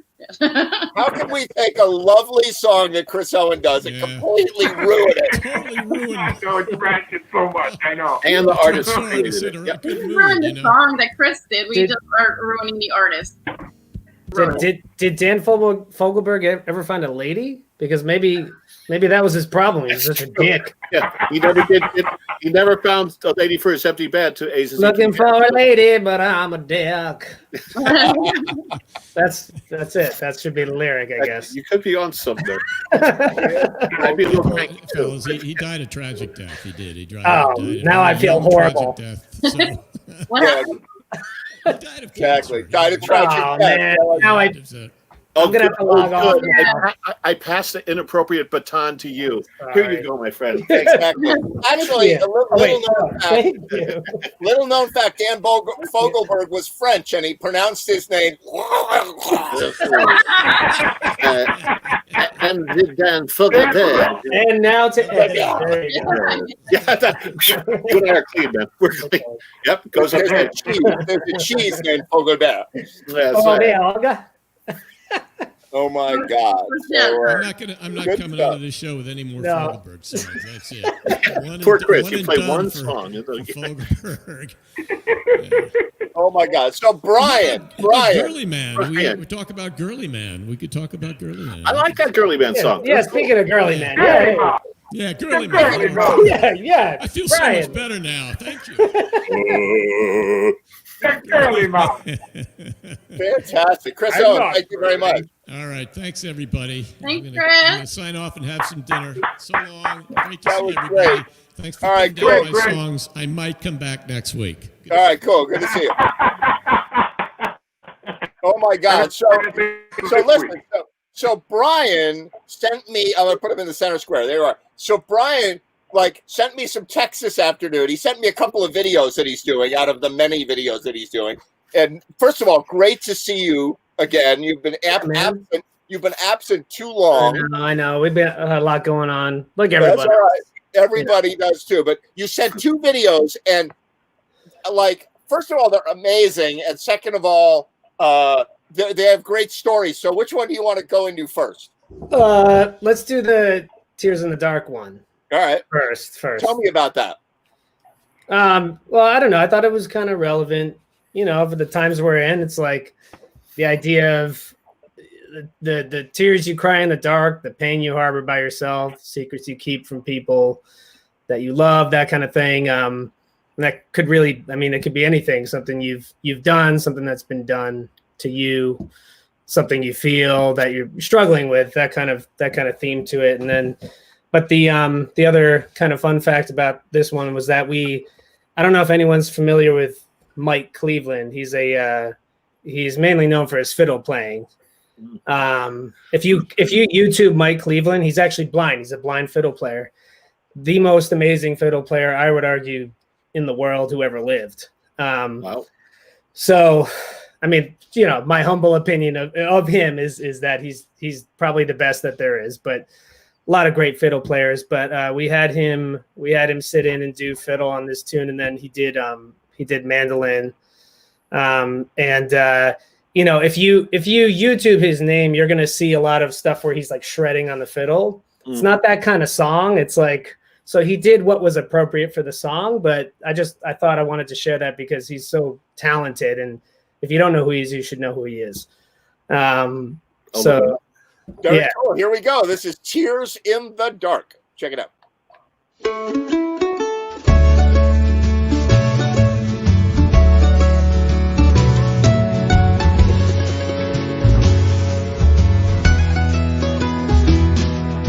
Know my pleasures, know my pain, my silly habits, all the bad ones too.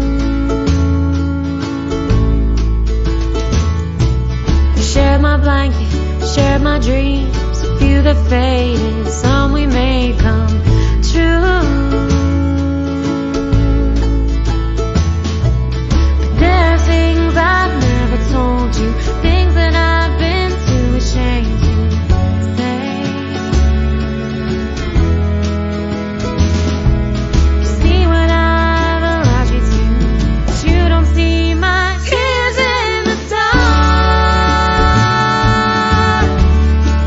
They never fall too far, and my pillow below them. Damn, it's been hard living with these scars and dying to show them, but I'm ready to start letting down my guard. I just need to know, will you open your arms, make room in your heart for my tears in the dark? Been hiding demons for way too long, without you knowing the hell I'm going through. I took advantage, I did you wrong, but if you let me, I'll try to mend these wounds. I see how much I've hurt you, babe, but you don't see my tears in the dark. They never fall too far, my pillow below them. Damn, it's been hard living with these scars and dying to show them, but I'm ready to start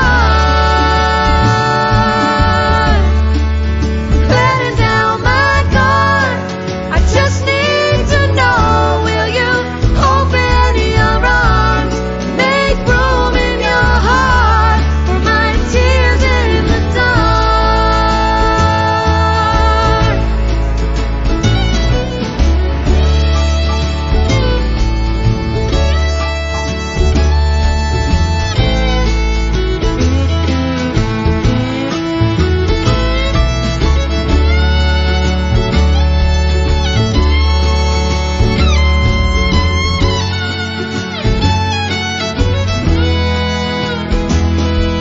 So keep me close, but give me space. You set the tone, I'll set the pace. I've been dishonest, but if you promise to never let me go, baby, let the truth be told. No more tears in the dark.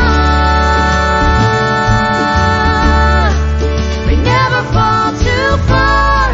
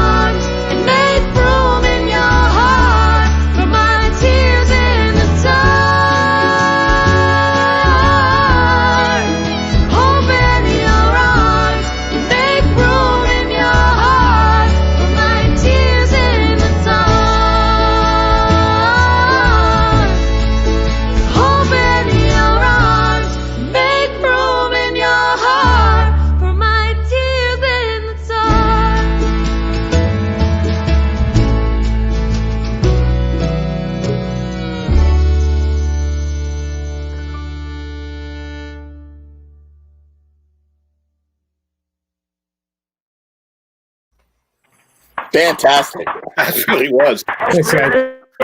That really was. Did you record that down in Nashville? Where'd you record that one? Yeah. So we recorded the guitar and then the vocals here, actually kind of where I'm sitting, and then we send it all down to our producer who's based out of Nashville, and so then he adds the instrumentation and the music, and he if we want to bring in someone special like Mike Cleveland to play mandolin and fiddle, it's like sort of a network to draw from. Wow. So yeah, it was he played the mandolin on it too. Yeah, mandolin.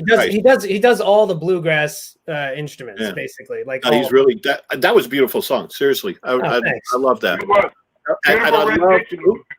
Who did the arrangement?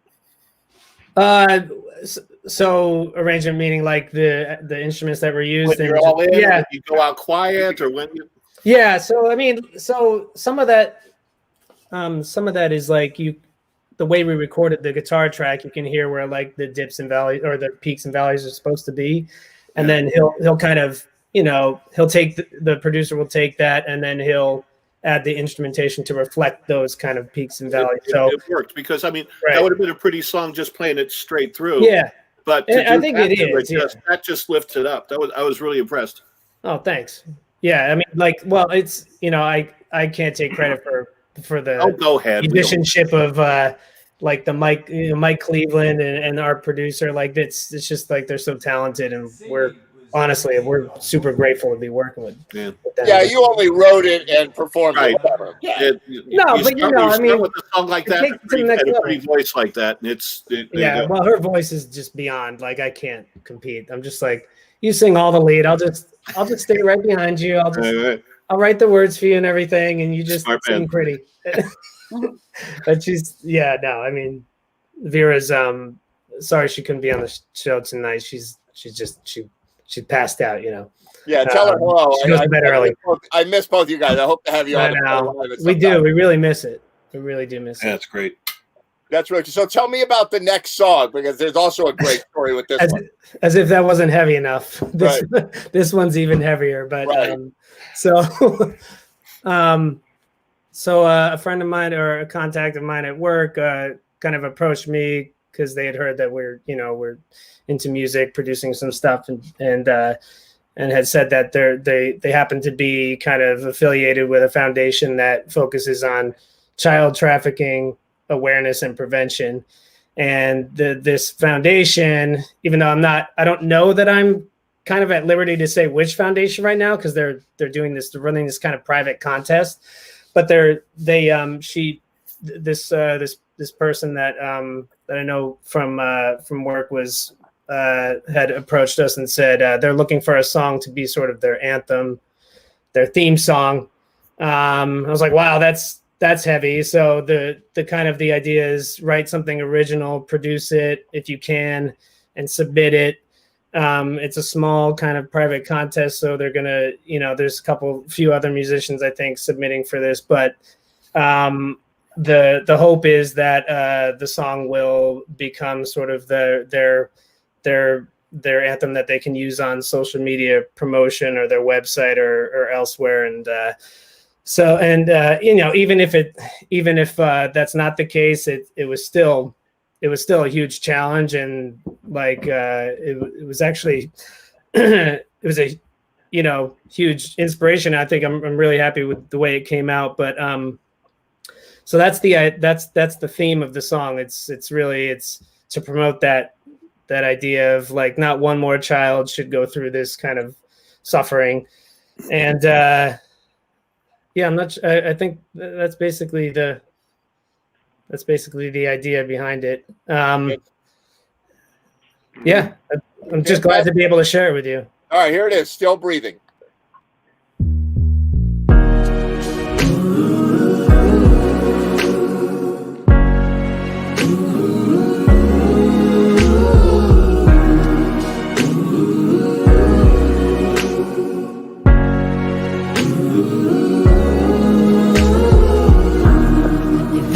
Like shadows into the dark with no hand to hold, helpless and hollow,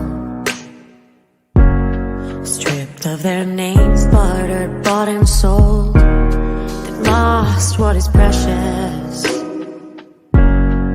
Innocence damaged beyond repair. The weight of oppression is too much for any young heart to bear. Gentle souls, fragile minds, bleeding scars, fearful lies, see the marks, know the signs. Another stray left behind, not today, not this time. As long as I'm breathing, I'm screaming never again. Not while I'm breathing, never again. Not while I'm breathing, still breathing, still breathing. In silence they suffer. The last shred of hope slowly slips away. They long for their mothers. A pain that cuts deeper than words can say. Every step, every move, life and death, forced to choose. No defense, no excuse. Say it loud, say it clear. Been through hell, I'm still here. As long as I'm breathing, I'm screaming never again. Not while I'm breathing, never again. No, not while I'm breathing, still breathing, still breathing. 'Cause one is too many, one is too many, one is too many, too many, too many. One is too many, one is too many, one is too many, too many. And I'm screaming never again. Not while I'm breathing, never again. No, not while I'm breathing, still breathing, still breathing. Never again. Not while I'm breathing, still breathing, still breathing. Never again. Still here and I'm breathing, still breathing, still breathing. Voices stolen, truth unspoken. I'm not broken, this fight's far from over. Voices stolen, truth unspoken. But I'm not broken, I'm still breathing.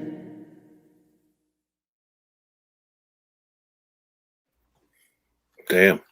Damn is right. Damn. Good song. Great stuff. That was really good. I wish you the Thanks best for with that listening. song. And Yeah. obviously, what a topic. My God. Yeah. Yeah, it was well. I mean, like this has been like 2 months now since I first got this person first reached out to me and said, "Hey, you should submit something." I'm like, I have nothing that fits that. I'm like, I don't know if I can go there because I'm sure people on this here have kids, and it's hard to like go there. Yeah. We have 2 little kids, 2 little girls, so it's like that kind of got me right there. So I got to tell you, I read an article on the subject of child trafficking and all that. Not to bring the show down like to a whatever, but it's awesome that you did that song. But I read an article on this in a reputable publication a few months ago or 6 months ago, and if a third of what the article said was true, we should be doing nothing else but trying to defeat this, Right. human trafficking stuff that goes on. It is mortifying what is going on out there, and I urge all of you to follow. I'm sure when you get this lined up with them, you'll be posting about it. I urge everybody to contribute and to get involved and realize that all of this, like, oh, you have to stay at home and sit and be on Jam TV and drink, poor you. Like, there are people really seriously going through some bad stuff, and this is one of the worst things. No shit.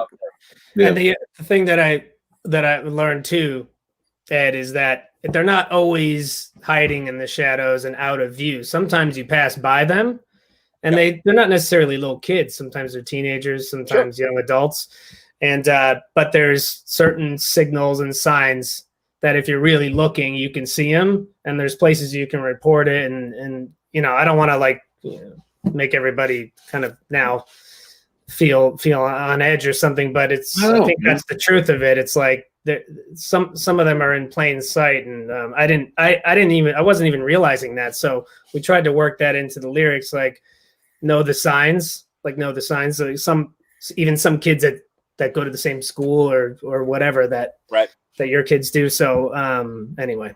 Yeah, well, you're shedding light on it, which is awesome in and of itself. Yes. Yeah. So exactly. That's the whole point of it. And so it's not so much about, are they going to use our song or not? It was like, we saw it as, this is a challenge. It's something we should write about. So we're just happy to be able to share it with you guys. We So wake up and we go to bed without ever thinking about it. So to have a reminder like that is nice. Well, thanks That's absolutely right. Yeah, fantastic. And say hi to Vera, and I hope to get you guys back on the show soon playing live. Yeah. I know you have another music video that we're going to play maybe in a future episode. Yeah, the music video for All Nighter, a little bit more upbeat, happy song, but next time. I'll be hanging out tonight, guys. I'll be listening. All right, fantastic. Hang out, that was really good. Stay with us. We got a couple of music videos coming up. Look, it's Mikey Beans. How you doing, Mike? Hey, guys. Hey, hey, Mikey. Everybody? Hey, Randy. Hey, Brian. Cheryl, Dave, Ed. How's it going? Good. Doing good. So what's what are you bringing to the party this week? Oh man, I'm bringing 4 bagpipers and a bunch of sexy dancers and some musicians. Like, can you guess what it is? Oh, let's see if anybody can. I know, of course, but see if anybody can guess from the bagpiper reference. I have no idea. How about that? If you're in a rock and roll band, it's really not that easy. It's kind of a long way to the top. Oh, I'm not in a rock band. Okay, not yet. By the way, with no further ado, we're going to bring on Bilky. Who's Bilky? Bilky Foster. Please to introduce you. All right, you guys do me a favor, Ed. Jessica just came in from England. She hasn't been here since the 90s, and there's a video of the showman doing the Blood, Sweat, and Tears song, and she wants to see it. I just turned her on to your show. She wants to see, what is it, Happy, what's the song, Blood, Sweat, and Tears? You've made me so very happy. If you find the video, play it for me, please. I'll see if I can do that. Sounds good. But yeah, I love Bilky. She just came in. I just told her, that's all. All right, Bilky I don't Foster. give a shit if I hear myself ever, so. That's like that's your little known fact. Billy Foster was actually on the Little Rascals, and his name was Bilky Foster. Bilky. That thing was I was alfalfa. That's the part that Billy doing. Exactly. He was in that famous "Gotta Go Home and Grease Weezer" episode. Yes. Exactly. All right, so I'll give everybody a hint. It's AC/DC. Yeah, I knew it. Yeah. You knew it. Of course you did. That's why you didn't say it. You said it was a long way to the top. Then, all right, forget it. All right. Crypto. It's a long way to the top. Crypto. If you want to be called Crypto. Oh my God! All right, wait a minute. What's Crypto? I know what Bilky is now, but what is a nickname? Kids gave me a nickname called Crypto in New Jersey 100 years ago. I thought that was your tag from And like it's high a school. tag, yep. Was that your tag from high school? Yeah, and it turned into graffiti, I guess. And Matt's Cryptomite and Craig is Crypto Jr. Okay. My tag was Necron 99. Yeah, I love that. I remember that. Necron 9. It was a cartoon, right? It was from the movie Wizards. Well, did you guys play Dungeons and Dragons before you made music videos? Yeah, we were nerds. I wasn't a D&D guy. Oh my God! All right, so with no further ado, Last Minute Productions, AC/DC. Check it out.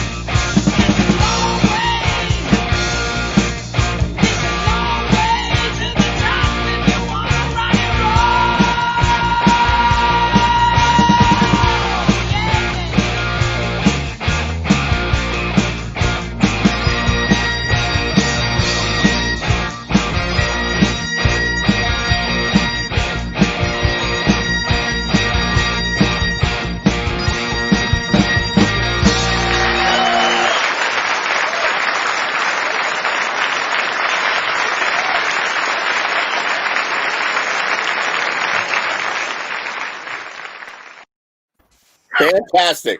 That was cool. Yeah, I know. I was all set to give him crap, like, "Hey, you promised sexy." Oh, he came through. Look at that. Yeah, for you ladies watching, we're gonna post the phone numbers of the bagpipe players, for dates. And for the guys, we will not be posting the dancers' phone numbers. So. Don't do that. There's already a protection order. I was wondering if you had the bagpipers because the accordion player wasn't available. No, I really wanted real bagpipes. I was just like, it was my mission in life. Yeah. Were there four? Were there really four? Yeah, there were 4 bagpipers. So, what's that? So I had a really hard time. The first guy I found, like through my uncle, right, and he gave me his number. I called him. He said, "I'm not interested." So he gave me the number of another guy. I called that guy, and he says he's going to do it. So then a week goes by, and then another week goes by, and then it's Christmas time and New Year's, and he says, I'm out of town. When I get back, I'll do it. So then I never heard from him again. So I'm sort of like at my wit's end. So I go online on Facebook, and I find a bagpiper group. Like a Facebook group. The union, the Bagpipers Union. Yeah. There you go. I put a post in there. I'm looking for some bagpipers to join an AC/DC video. And I got one guy from Germany, Nice.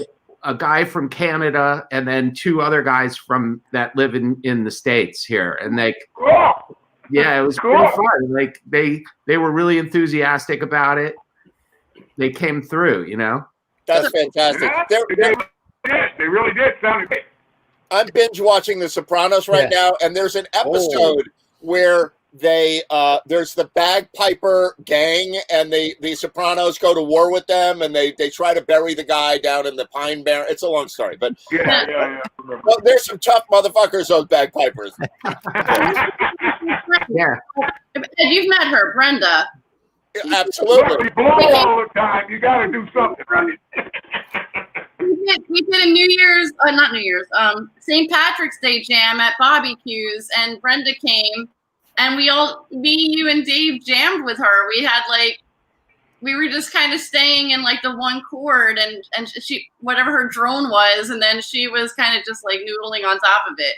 Britney Spears on the bagpipes. Oh my God. Yeah. So I keep thinking that I want to get her to come on this show one day and play some pipes. That would be great. She played for Bill. Remember the Scottish games? Remember the Scottish games they used to do in Stanford? I met a bagpiper there that played rock and roll. And this was back in what, 70s or whatever? He played rock and roll on the bagpipe. It was great. He was really cool. Christian, can you hear me? Yeah. That was some great guitar playing you did there, man. Thanks. It's hard to live up to the young brothers, so I was very nervous. And who were the dancers? Shelly, Christine, and then who else? Shelly, Christine, my friend Vanessa, and my friend, another friend of mine named Christine. Okay. Yeah. Shelly really did she just it exceeded expectations. She did a whole shoot. She spent the whole day outside, and she came up with all these ideas, all these different ideas, which was a lot of fun. A lot of fun. Tommy. Hey, Tommy. That's cool. That was fun. It was really fun. Very nice production. Sounded great. Looked great. Yeah, really good. A lot of creativity there. Super good. Definitely. Thanks. Yeah, it was great. Hey, Dennis. Hey, Tommy. Hey, guys. Hey. Hey, Randy. I have something. How you doing, man? You didn't finish the joke, and I was so waiting for it. You know what I heard? What? Sheep. What? Okay, that was a bad one. You heard what? Sheep. Which joke? Sheep. Oh, that is horrible. That's horrible. Thank you. Thank and you. he has to be back. He has to go to the penalty box for 60 seconds. Penalty box, exactly. We've got to have a penalty box. I only do bad jokes. So Good I'm jokes. gonna play- If I told a good joke, you would tell it to somebody else. If I tell you a bad joke, you're gonna laugh and never pass it on. It was like, what have you heard? What? Oh. So now I'm usually not stumped, but I don't know what to do right now. So I've got various elements of various bands who are in the next two videos, and I'm not sure who produced it or who did what. So Dennis, tell me what to do. What am I doing next? Which one have you got? Have you got the? I don't know. The gunpowder and lead, or have you got the Fat Bottom Girls? Let's do Okay, that I've one. got both of those, and then I've got Dave Platt submitted one. That's a different subset of people, Dave. Yep. Yeah. Dave Platt, tell me about that video that you submitted. Oh, okay. So, Tommy and Frank Tosto had done a really good job on this Dave Mason tune a few weeks ago. Oh, yeah. And I was really impressed by that. And I wanted to do something because I haven't done anything in a while. I can't sing to save my life. So, anyway, that Dave Mason song, for some reason, made me think of Amy by the Pure Prairie League, which is a great vocal tune. And it's kind of country, and it's almost a little borderline bluegrass. It's a fun tune. I had the easiest job out of the bunch of us. Those guys really brought it. They put the vocals together really nice. We got this guy Ted out in California to do the guitars for us. Rick Crossman was on it. The whole thing just came out really nice. It was a lot of fun. I just thought it'd be a fun tune to do, and everybody went along. I can't turn that off. Stop that. Somebody's texting me.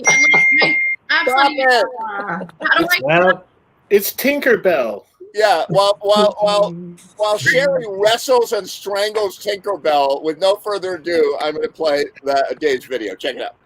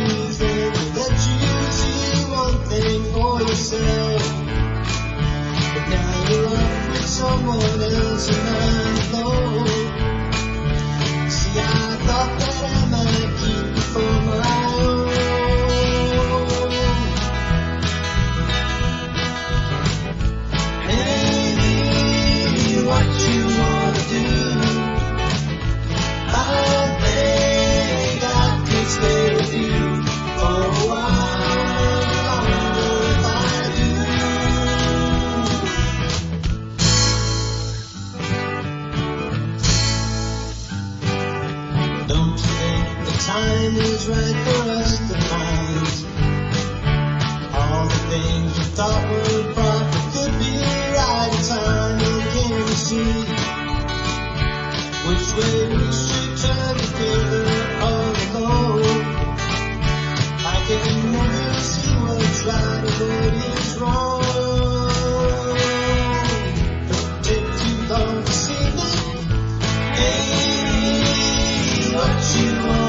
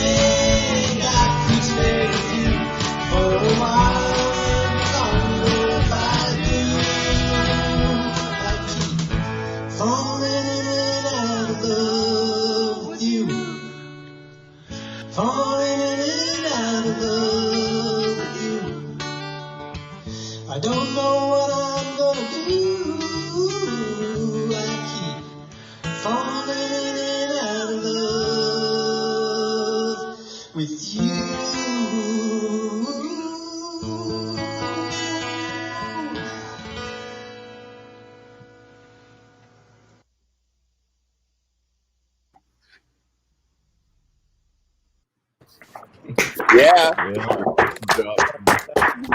Yeah, we dig it.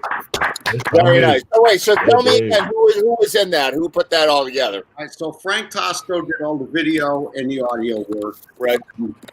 Rick Crossman did the middle harmony and acoustic guitar. Ted Silverman out in California did all the lead guitar. Frank sung 2 tracks vocals, and Tommy did the lead. And I just Route 5'd my way through it. I had the easiest job of everybody, but it came out. I think it came out great. So thanks everybody. It was great. Definitely, yeah. Oh, that was really nice. Yeah. Very nice job. Very nice job. Great song, done well, fantastic. Sounded good, Johnny. Sounded good, Tom.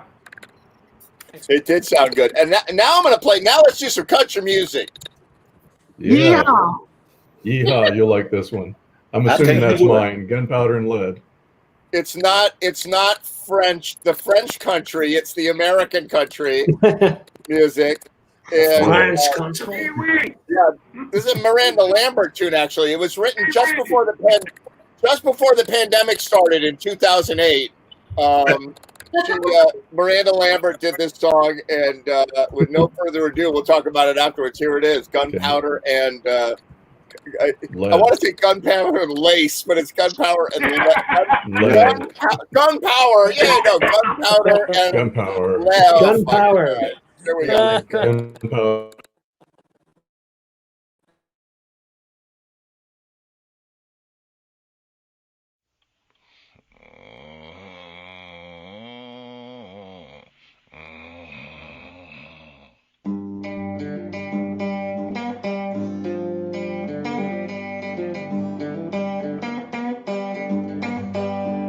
County Road 233 under my feet. Nothing on this white rock burning on me. I got 2 miles till he makes bail. And if I'm right, we're headed straight to here. I'm going home, going on that shit. Don't leave at the door, not a cigarette. He won't fire real out. He's got one, he ain't seen crazy. Like my face and he shook me like a breakdown. They sound like a real man. I'm gonna show him a little from the middle, gunpowder and lead. This happened to you. Another 6-pack here. That being wrong for life, cold like wind. Who's in the train? Grab a flashlight. He don't know what's waiting here to stay. I'm going home, gonna throw my shotgun, wave at the door, not a cigarette. He won't fire real out, he's got one, he ain't seen crazy. Stop my face, it's shaking like a breakdown, dancing like a real man. I'm gonna show my little for the video, gunpowder and lead. His fist is big, but my gun's bigger. He'll find out when I pull the trigger. I'm going home, gonna load my shotgun, wave by the door, not a cigarette. He won't fight well now, he's got one, he ain't seen crazy. Slap my face, and he shook me like a breakdown, dancing like a real man. I'm gonna show him a little for the later, gunpowder and lead. Gunpowder and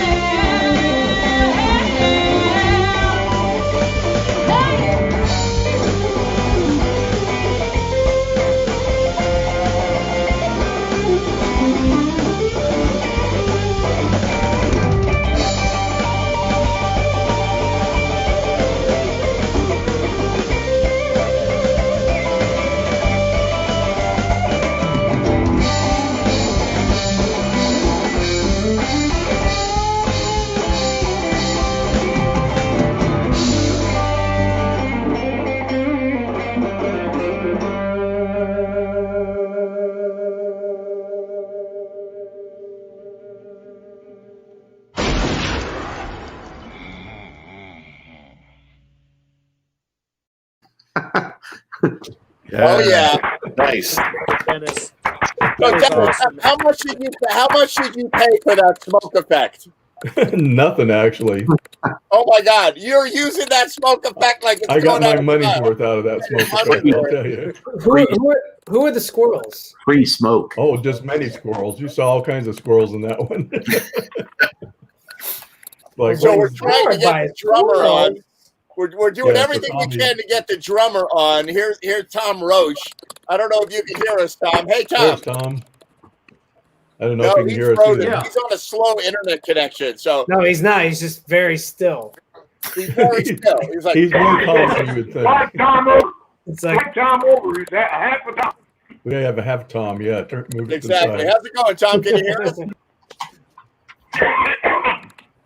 So, no, easy. Can't hear us. this is a bunch of my friends from Utah that I used to play with, and Gar and Tom, I played for 10 years in different various bands with them, so it was Fantastic. fun to get something together with them. That's a fun song, Dennis. That's cool.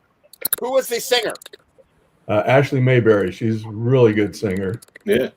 And her and Gar Ashby, the lead guitarist, are doing a gig called Ashbury Jam. So that's their current band right now. They've got a couple singles out right now and some good stuff. If you get a chance, go to their Facebook page and look up their Dirt Road Confessions. Those are fun. I feel bad when anybody says they're in a band right now, and I'm like, oh God, like You know- like all of us, we're Don't like do that. sitting at home dreaming about the bands that we're supposedly in, you know. So Utah, they're doing about 3 gigs a week right now. Ashbury Jam Wow. is. Wow. Of course, some of them are out of state too. Wyoming's wide open. Wow. But yeah, they're still gigging out. Yeah, I there, know. working No, people are musicians. doing it. I'm Which too- is why Gar and Ashley couldn't be on tonight because they had a gig tonight. Wow. Wow. Well, I guess that's a good thing. Are they safe Yeah. out there? Is COVID under control out there? Yeah. It seems to be. COVID's Seems not to under be. control anywhere. Well, yeah, it's not under control, but the rates are really low, I guess. So Yeah, Wyoming. I've ridden my motorcycle through Wyoming. Like, go to Yellowstone. That's awesome. The rest of Wyoming is a Roadrunner cartoon with like without the faces, without the rock formation. It's like tumbleweeds and nothing Nothing. for hours. Like you're riding the motorcycle for You hours. go You can 50 set up a miles on the band. flat and then up the hill and then down the hill and 50 miles of flat and up the hill and down the hill and 50 miles of flat. And then you pass a band and they're just playing out in the middle of nowhere, you know. Yeah. So that's safe. That's fine out in Wyoming. Population 9 in Wyoming. Yeah. You know, so. They're already socially distanced. Behind the rock. So there is a sign. I need to see if I can find that. I stopped and took a picture of these signs. That's kind of my fad thing to do. But you pull off the off ramp and there's a sign that says "School bus, watch for children." And like Ed was saying, there is nothing for miles. Right. Where are the children under the sagebrush? Tumbleweed crossing. Let me tell you something. There must have been, I don't know the history of Wyoming, but they had a meeting in Washington or something back in the ancient times, like 150 years ago. And they said, look, Wyoming is such a nothing eraser, nothing of a state. We've got to give them Yellowstone and the Grand Tetons. Like, let's take Yeah. that away from Idaho and we'll give that to Wyoming because otherwise it's a big goose egg. You know? Yeah, Tell you what, there's though, nothing when we, until you get when we to the draw west up the side. borders, we'll give it a really interesting shape. Right. Exactly. Welcome to Wife and Utah, I one of have the a square big argument. My square wife and I states out have a west. big argument about the letter of the law. If you're driving down Wyoming, you can see 20 miles in horses and you come to a four-way stop. Do you stop? There's nobody there. Why do you stop? My wife goes, because it's the law. Only if you see a police officer. Would you really stop? I would stop. Well, now I won't. Now I won't because you're shouting at me. Yeah, that's right. I'm intimidated. Okay, half of us would have. I'm gonna be scared next time I'm in Wyoming at a four-way stop. I'm like, This- Bilky! Right, listen, this is the real question, all right? That was Billy Foster's version. Let me tell you the real question. The real question is, you're a cop, and you're sitting behind the barrier, and there's a stop sign, and Billy Foster runs through it. Do you chase him? Yeah. Yeah, you got to have somebody to talk to. I'm coming after Billy Foster. You're like, forget it. I have to admit to you, it's happened before. I ran a stop sign where there was absolutely no one. The cop pulled me over. I argued the point with the judge that the stop sign is fake. There's no one there. I didn't put it at risk. I got away with it. Wow. The officer just wanted somebody to talk to, so you know. Yeah, that's right. Well, the next 6 of them, I get. What state But that was one I got away with. What state was this? Connecticut. It was in Stanford. In Connecticut. Oh, damn. Wow. In Stamford, Connecticut, there was nobody around? Yeah. Well, there's some. Like I said, that was only one out of I was 6. picking Wyoming, but All I can say is you're lucky you weren't in New Jersey, you know, because those New Jersey New cops. Jersey, no, they would have shot me in New Jersey. They would have shot me. So, hey, Tom Roach, you finally made it. Nope, you didn't quite make it. We can see you. You're sort of We can moving. hear You're you. doing. Trying again. Can you hear me? Yeah, we can hear you. We can sort of hear you. Nice You're job like on that copy. song. You did a great job playing the drums on that tune. Yep. That Did sounds he- good. Did he also play on Fat Bottom Girls? He did not. He did not play on Fat Bottom Girls. No, I'm going this to play one's that fun. one now. Tell me a little bit about that one, Dennis. This is the Tommy special. This is, you don't get one Tommy, you don't get two Tommies, you get three Tommies on this one. Woo! 3 Tommies for the price of one. For the price of one. Yeah, For today and today only, 3 Tommies for the price of one. Good No, Can you hear me? This was you underestimate songs like Queen. You think, oh, it's just a 3-chord song. Oh, no. My hell no. Oh, no. Oh no. I don't know if there's one Queen song I can play all the way through legit. I'd have It's to like practice. the Allman Brothers, same thing. Yeah, yeah. Those 3 or those 2 bands, if somebody says it's a simple song, it's not. No, agreed. Virtually any Prince song too. That's Yeah. right. That's right. It almost All crashed. right, here we go. Fat Bottom Girl. Everybody knows it. We'll talk about it after. Here we go.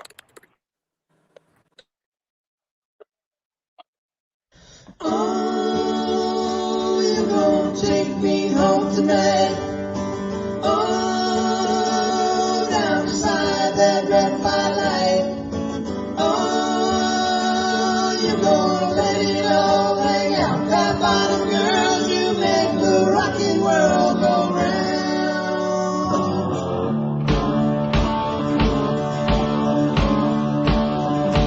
I was just a skinny lad.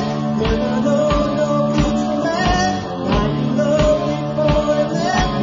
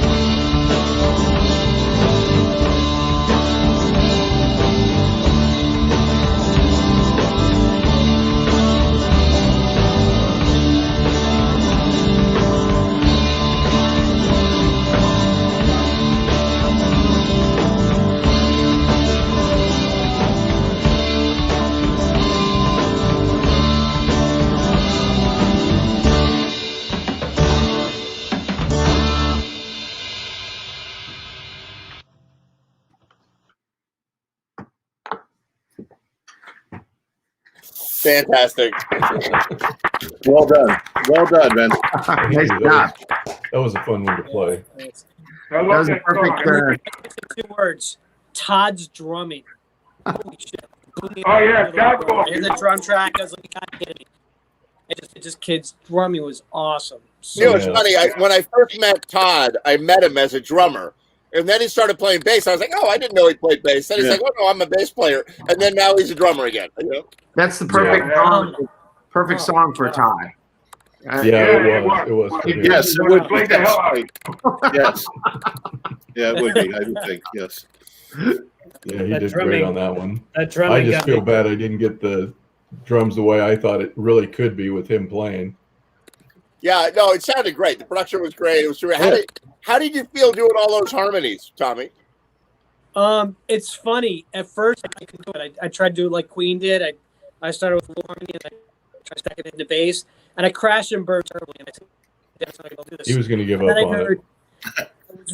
I was freaked out. And I heard Kid Rock do a version where it's just let me try that, and I'll throw a hammer to love, and I was able to do it. But yeah, it was challenging, but it was fun and it was great. We had a lot of fun with it. But Really it wasn't fun. easy. Everybody did a great job on that. I thought that was really super fun. That was cool. Everybody said that was great. Yeah. Super good. Speaking of bands that are sitting at home waiting for COVID to be over, I got a song by Billy Foster and Billy and the Showman. Randy was good enough to dig it up for me. Bilky and the Showman? I'm your concierge. So check this out.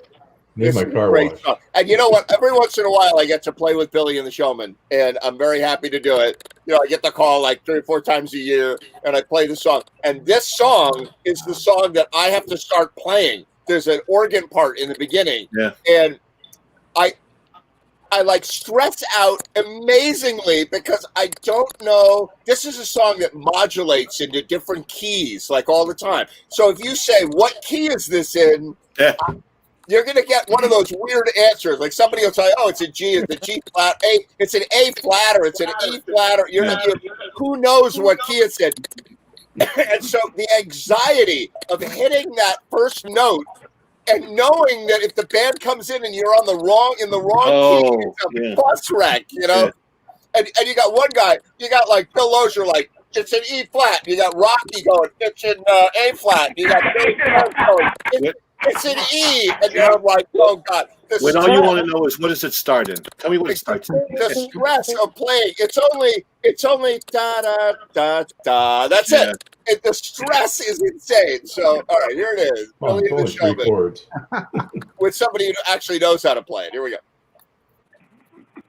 I'm lost in love before. Got mad and closed the door. But you said, child, just once more. I chose you for the one. Now I'm having so much fun. You treated me so kind. I'm about to live my life. You made me so very happy. I'm so glad you came into my life. Hi, Jesse Bates. The others were untrue. And when it came over me, girl, I'll spend my whole life with you. 'Cause you gave and you took control. You touched my very soul. You always showed me that loving you is a perfect fact. You made me so very happy. I'm so glad you came into my life.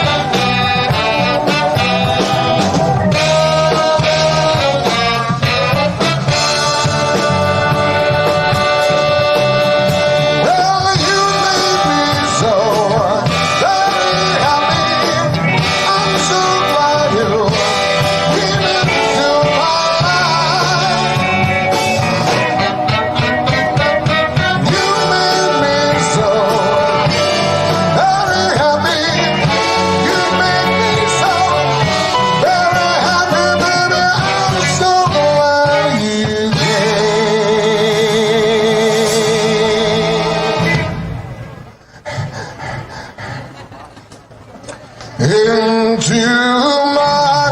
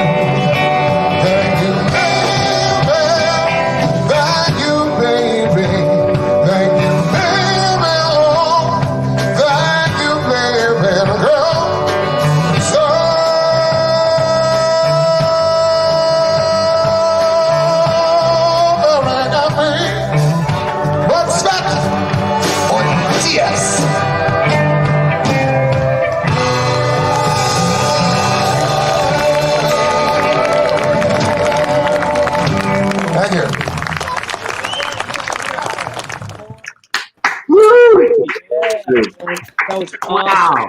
Holy shit. Hey, That was- It's like that fucking song was written for you, really. That's Bilky, fucking great. listen, you make Oh my me, God. you make me so very happy. Yeah, really. Oh my God! And no, they did not do that at home. They got together on a stage. I'm so glad you came into my life. Yeah, that's like David Clayton who? Hey, Bill, That was for Jessica. That was for Jessie. She's from England. That was when I said Jessie face. That was the first last time she was here in the States. So that's why she wanted to hear that tonight. She There you wanted go. to hear that. What time is it in England right now, Tommy? It's I don't 3 in the know. morning. Jessie, honestly. It's Billy, not that many. was- Like 3 a.m.? That was so good, man. That was just so good. It's really, it's yeah. It's 3. That's top flight. Man, you, Let me ask you: who here is sleeping at 3 in the morning? Like, who is sleeping normal schedules these days? Yeah, right. Yeah. Not me. I wake up Not at me. 3 o'clock. Every morning, for some reason, I wake up at 3 o'clock for 2 hours, then I go back to sleep. I don't know I what gotta it is. You like I the go rest to of bed the at world, man. 10. I wake up at midnight. I go to bed at 2. I wake up at 6. I would go. Yeah. It's like it's an insane schedule. No, it's turned into I a just series of wonder how long naps. it's going to take to get back normal after this is all over, because Yeah. everybody's schedule is off, you know? Yeah. I don't want to go back to normal. I like this. It's weird. But I like it. yeah. Hey, Billy Foster, Little was that mom Billy from work. Gennario on the drum kit? Is that who? Was that Billy Gennario on the drums? No, John Sirio. Oh, no, Okay, not John Sirio. John Caminetti. Gotcha. Okay. Yeah, and John, Yeah, who was playing trumpet on that? That wasn't Bill Loger. That was Kenny Kraus. Oh, Kenny Kraus. Yeah, he was before my time. I didn't know Kenny. wait, was that Yeah, you on the keyboards, Ed? No. I couldn't tell because there was a hat on. Keyboards was, what's his, we all know Brian. him, you know his name. Brian Yeah. Curley. Yeah, no. Brian? No, that wasn't Brian. Was it That Brian? was, what's his name? The older guy with the beard. I gotta I'm look. stoned. No, oh wait. Is he the guy that people think is me? Like there's a guy, Yes, what's his first name? there's a guy People that are kind of so looks like Yeah, he sort of looked like. As a matter of fact, you're the only one when you couldn't make it, he's the only one that took your place. That's really funny. Good player. Good player. Yeah, good player. Yeah, fantastic band, you know. And it was really funny. When do you think that was? Was that like 10 years ago? No, that was longer than 10 years. It was, my daughter was born in 95. She was about a year old when that was done because she was a baby sitting out in the front. Wow. Yeah. Yeah, and Jessica, like I said, she just got out of the States and she has to come with all this garbage. And she goes, Billy, it's you. Can you play that song? And so that's why thank you. And Well, she's that's gonna actually really funny. So that's 25 years ago, and I'm looking at young, strapping Billy Foster, and I'm looking at young, strapping John Stereo on the sax, and I'm looking at young Brian Curley. I'm looking at the drummer looks young, and Billy Friends, the guitar player, looks old like he does today. Looks no disrespect, but he looks the same, like unbelievably the same. Who was the bass player? The bass player. That's Rocky. Unfortunately, Rocky Fidelis passed away. Rocky His passed passed away. away. Rocky Fidelis. He was actually, the band is started in 62, 63, and Rocky was the original bass player. No, he was the second bass player. The first bass player was Billy's cousin. And when he left, Rocky was there for years and years. And Rocky is one of the greatest bass players I know. Like, oh man, unbelievable! Rocky was an unbelievable bass player. When I went into the service at the Vietnam, the band ended up being the background to the chiffons. So they traveled to Europe and all across the country back in the chiffons. So Rocky went through all of that stuff. When I came back, we only did specialty gigs until we did so many that we just decided to come back together again. But Rocky was a phenomenal bass player. Phenomenal. Yeah, and so I always, when I'm subbing with the band, I always sit over to the side with Rocky because he's the only guy I could trust to give me the right key for the song, right? And so Rocky, he's the only one that knew. So then the audience, that's right. The audience was like, "Hey, do another song, do another song, do another song." Billy Foster's like, "Hey, you want to hear another song?" And Rocky would lean over to me and go, "Fucking bullshit! I want to go home. This sucks. I don't want to do another song." He was playing bitterly, and I'm like, "I just work here. I don't know. I'm just gonna play if they play, you know." Well, Rocky was one of my heroes too because the bad thing about him and what actually cost his life in the very end was the fact that in the early years, Rocky was a heroin addict. Right. So he did it for a number of years, and then he never went to it, but he did the damage to his body. Yeah, eventually caught up to him. So, but he was a great guy and a great player. Rocky, here's to you, Rocky. Fantastic. Nice to see Rocky. Yeah. So good stuff. So what are we gonna do? What are we gonna do? I got a video by Randy, and then Sherry. You feel like doing a couple songs? Yeah. All right, I'm gonna play a song by Randy. Randy, tell me what I'm looking at here. You're looking at a band that kind of doesn't exist. It's now called Rough Dogs. It was called kind of doesn't exist. Well, different guitar player and all that stuff. It was at the Horseshoe in Southport, and actually, it was one day. I should have sent you this other one. This is the same gig where Linda Kutritz is singing lead, Dave Robichaux on guitar, a guy named Ed something, I forgot his name, Ed Beal on drums. We had just done, I think, Bobby McGee, and that's the famous one where Linda sings, Busted Down Baton Rouge, Waiting for a Train, and Ed Train walks right by in front of the camera. Send me that. If you can find it, send it to me. Yeah, okay. That's great. And here it is, Yep. the Rock House. Check it out.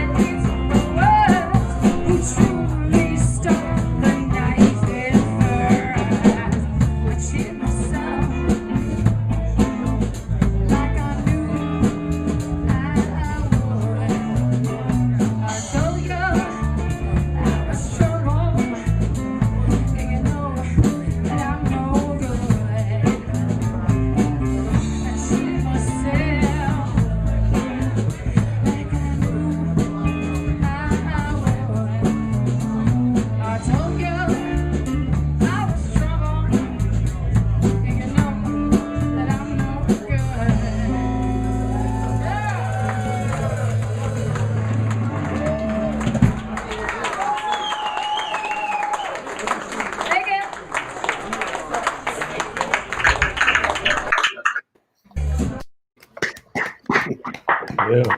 Good. That was great.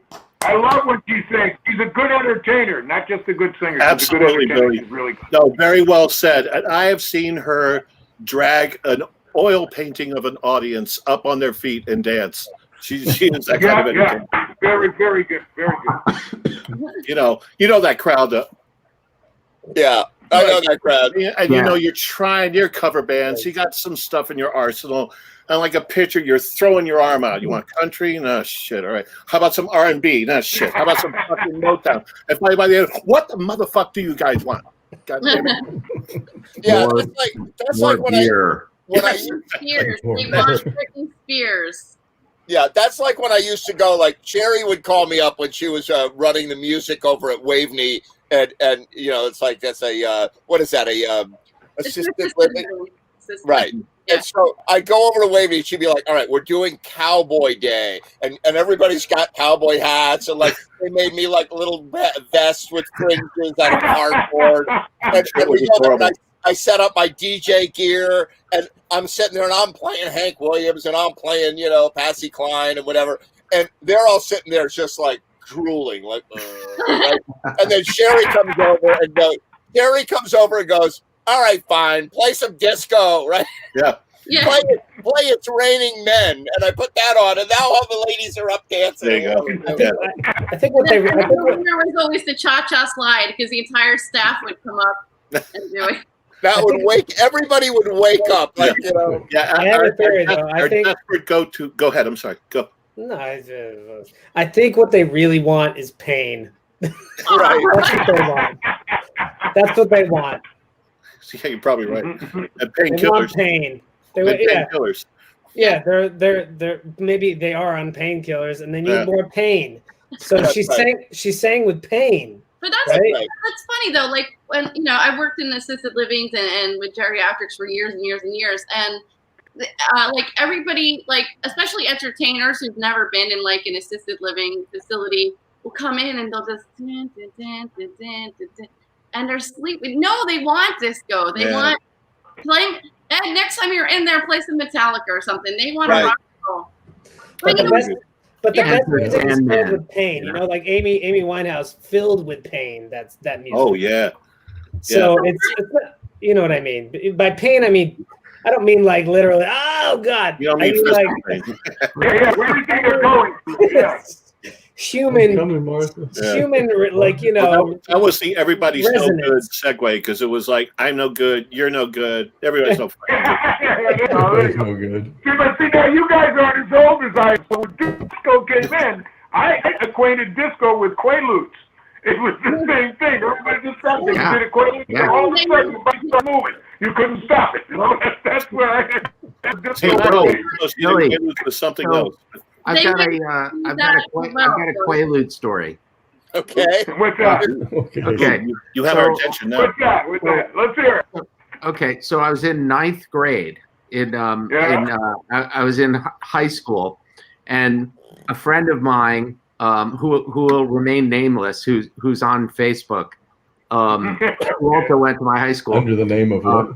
comes up to me one day, and he says, and I had never heard of any this before, and he comes up and he goes, "Dude, you got to check this out. Look what I got." And he shows me this this pill. It was like a horse pill. It was big, and it said 714. It said 714. Roller 714. I mean, what people told me. Yeah. And he tells me like this is really good. Like you got to try this, and so me and four of my friends, we're all in ninth grade. Oh, no.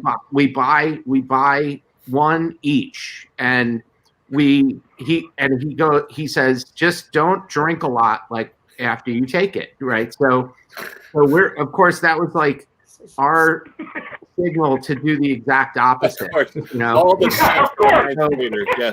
So whatever you do, don't do that. Ninth grade boys are known for their common sense.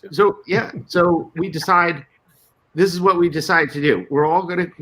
This is in New York City. We all grew up in Manhattan. So we decide that it was a Saturday night. We're all going to go to this place called the Texas Barbecue, where they have the Texas Barbecue, BBQ. Texas BBQ. It was like a chain restaurant. This Texas giant Roadhouse. Texas BBQ.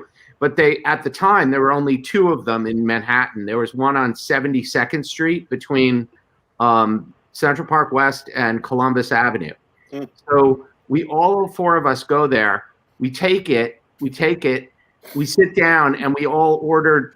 They have this thing called the Texas style goblets of beer. They're like these giant goblets of beer. So we start drinking those. Oh God! And then we eat barbecue, look like this huge meal. And then I swear to God, I do not remember anything after that until the next morning. Until this year, he doesn't remember everything. Completely no memory of the entire evening. I woke up the next morning and that was it. Nothing good comes from a goblet. Nothing good. How old were Nothing you? good comes from I was Quaaludes. in 9th grade. So I was probably 15, I think. You were like 14, 15, yeah. Yeah, I was 15, I think. Yeah. I thought you said you were 9 years old. That's what I. That was No, but he had a mustache, so you that was passed when him. they experimented with roofies and 9 years old. Really are hard. Okay, you remember the Chambers Brothers?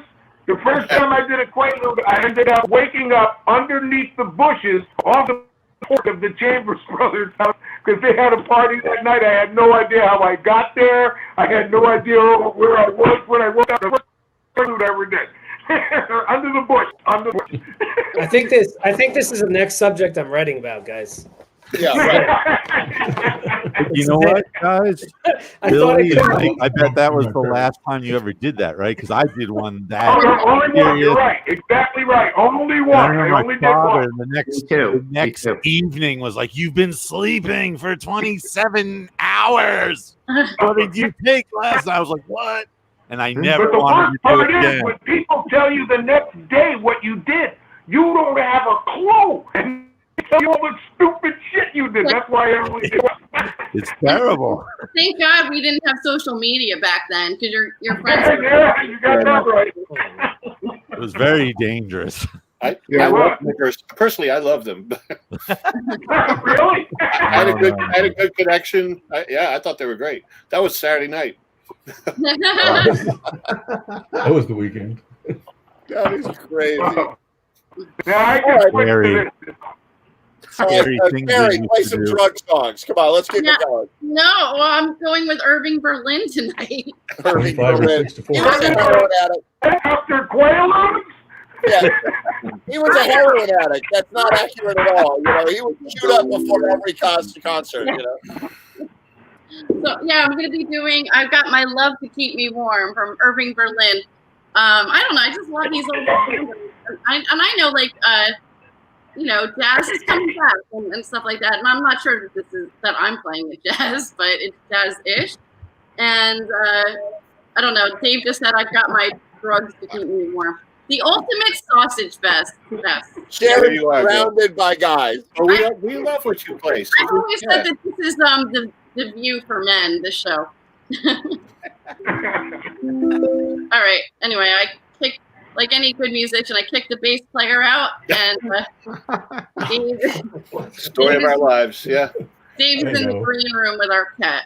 All right, Dave. Turn it down a little bit. Let's see. Give me a second here. Okay.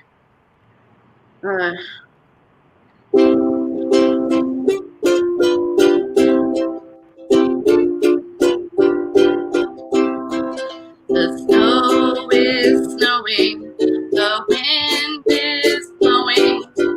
I can weather the storm. What do I care how much it may storm? I've got my love to keep me warm.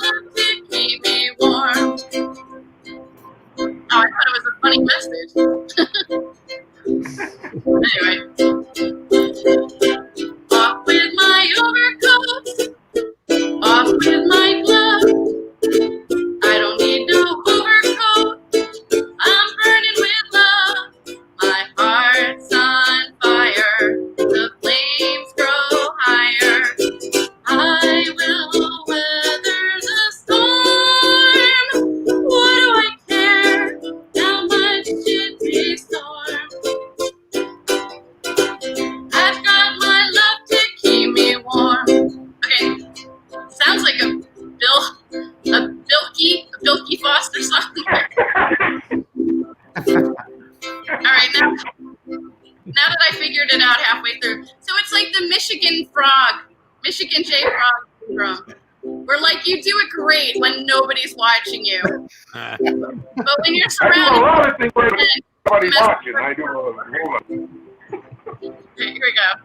The snow is snowing, the wind is blowing. I can weather the storm. What do I care how much it may storm? I've got my love to keep me warm. I can't remember a worse December. Watch those icicles form. What do I care if icicles form? I've got my love to keep me warm. Off with my overcoat, off with my gloves. I don't need no overcoat, I'm burning with love. My heart's on fire, flames grow higher. I will weather the storm. What do I care how much it may storm? I've got my love to keep me warm. I love those songs. I love songs from the 20s. Anyway. No, that was cool. I like that. You know what lyric I really, really like? I don't know why. So the rhyme of I can weather the storm and then watch those icicles form. That's like, You like that? That's such a cool lyric. Really, yeah, it really is. Like it is. It's You're just right. like, That's cool. I don't get it. no, it's so, all those old songs sound so simple. innocent, but as I've grown older, I listen to them again. I'm like, everything's a double entendre. I'm like, Yeah. a lewd song, you know? Oh yeah. Oh yeah. You know what? Yeah, Irving Berlin was really a phenomenal songwriter, and his chord progressions, which is why I like playing his stuff, is so cool. Yeah. Like, my cat's meowing over. Bob is meowing over here to Dave because he doesn't like when I play music, but it's good. Visual. It's visual. It's like, it's cool. Like that's like I love these chords in here. Yeah. Yeah. I wrote one song in my life that's so terrible. That's why I'm a cover singer. The song I wrote was so bad. Why can't I we- do cover. Why can't we hear it? I want to hear it. I have to say that I I like. have it, but it's from the 1960s. Way back. I have to say that I like how he rhymes overcoat with overcoat. That is Because that's the only word that rhymes with overcoat. Yeah, off with my overcoat, off with my glove. I don't need no overcoat. I'm ready for glove. It's really, really very Well, overcoat is a metaphor, obviously. right. Yeah. Back to my point. Right. So, Icicle growing. Yeah. But yeah, I don't know. I just and you know what? And like anytime I play the ukulele, people think I'm playing 1, 4, 5 songs, and this is absolutely not. No, that's not. Yeah. This is like 9, 37, 43 hike. Right. I just love. So I'm gonna do. I gotta just turn to the thing here. My chords here. I'm gonna do another Irving Berlin song called "Blue Skies." Nothing but blue skies. You see, you all are fans. But I want to do like a whole Tin Pan Alley set one day because I just love like songs. That was 1936, and Blue Skies is 1927. Moving up to the hits from 1942. Who here remembers 1927? What were you doing? 1927. Wow. It was a good I year. was born in 48. I was born in 48, so. Yeah. My mother was born 4 years later, so maybe my grandmother was listening to this song. I don't know. Well, we got 6 years to Makes you go. feel so good. Oh wait, where was the? Oh yeah. Okay. All right, ready? Here we go. Little Blue Skies. Again, there's like augmented chords in here, and I just really love. I love Irving Berlin's thing. And Dave and I went to see a play about Irving Berlin at the Westport Playhouse a couple years back. It was a one-man show, and Hershey Feldman was the actor. But it was the whole life of Irving Berlin, and this guy played it by himself from his younger years to his older years, and this guy aged himself as he went along, and without makeup, just like the way he acted, you can like visualize Irving Berlin growing older through the show, and all these songs that he wrote, and That's cool. yeah, I'm gonna do the whole Irving Berlin set. I really love his stuff. Anyway, here we go.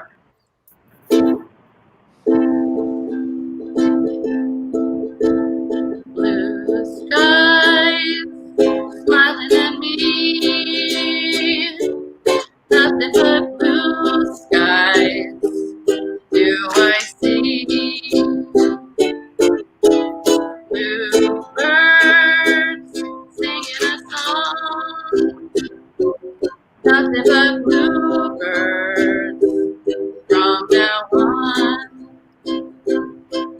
I never saw the sun shining so bright, never saw things going so right, noticing the days hurrying by when you're in love.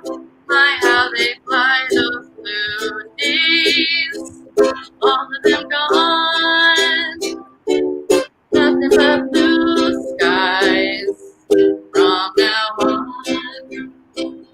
I feel like I need a band behind me. You do. Everybody does. Once we're live, we're gonna do some blue skies. Everybody, when I'm up there, it's everybody who wants to join me. Whatever instrument you're playing, just bring it up, and we'll all play. I don't care if it's bagpipes, tubas, whatever you got. Just bring Get your bassist back. Yeah. All right, go ahead. I'm ready.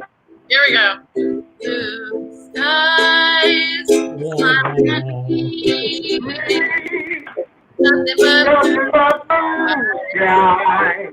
I see.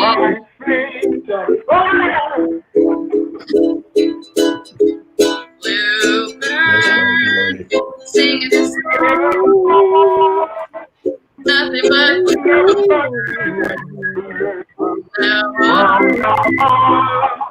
Ed, can you mute these guys? You started it. You encouraged them. I never saw the sun shining so bright, never saw things going so right. Noticing the days hurrying by when you're in love.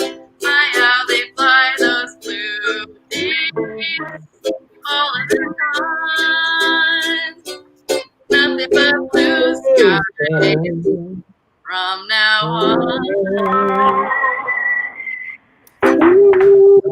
Well, I said band, and I'm not really sure what these noises I like it. heard were, but All right, let me paraphrase I like it. what Sherry said during the song. What she said was, in the future, when we get together in person, come up on the stage, not when it's like 4-second delay.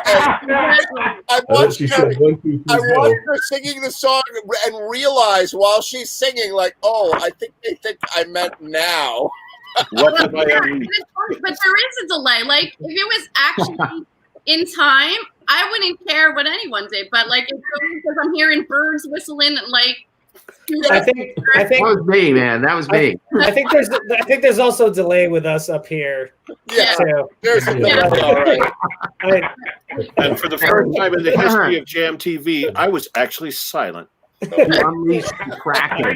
really like that song. You thought you were muted over there, Randy. Oh my God, nobody's muted. Nobody's muted. All right, we're letting the bass player back in. Dave, we missed you. Bassists got to stick together, Dave. So 1927, and I'm looking at this sheet music, right? So how old was Jazz? Jazz wasn't that old yet, right? No. 10 years old. No, maybe? Jazz was beginning. And the reharmonizations that Irving Berlin would do were like just incredible. The stuff that he was doing in 1927. That's true. I didn't even think about the timing on that. Can I do another little Tin Pan Alley? Yeah. All right. Hell yeah. 1, 2. Sorry, Dave. And mute the rest of us. I got it. He knows. I don't think she's all that sorry, Dave. All right, I got 2 bass players on the screen. I said, get a real instrument. He's not in the band either. Okay, anyway, I love this. This is not jazz. This is Tin Pan Alley.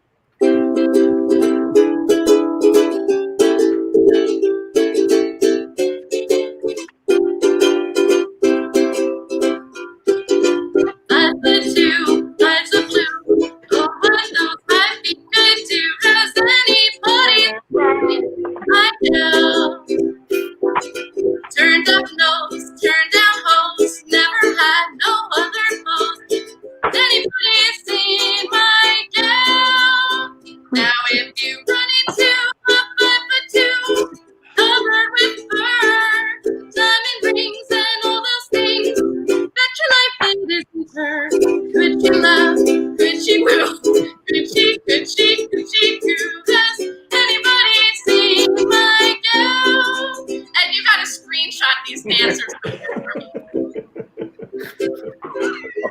pay you not to do that. We'll pay you.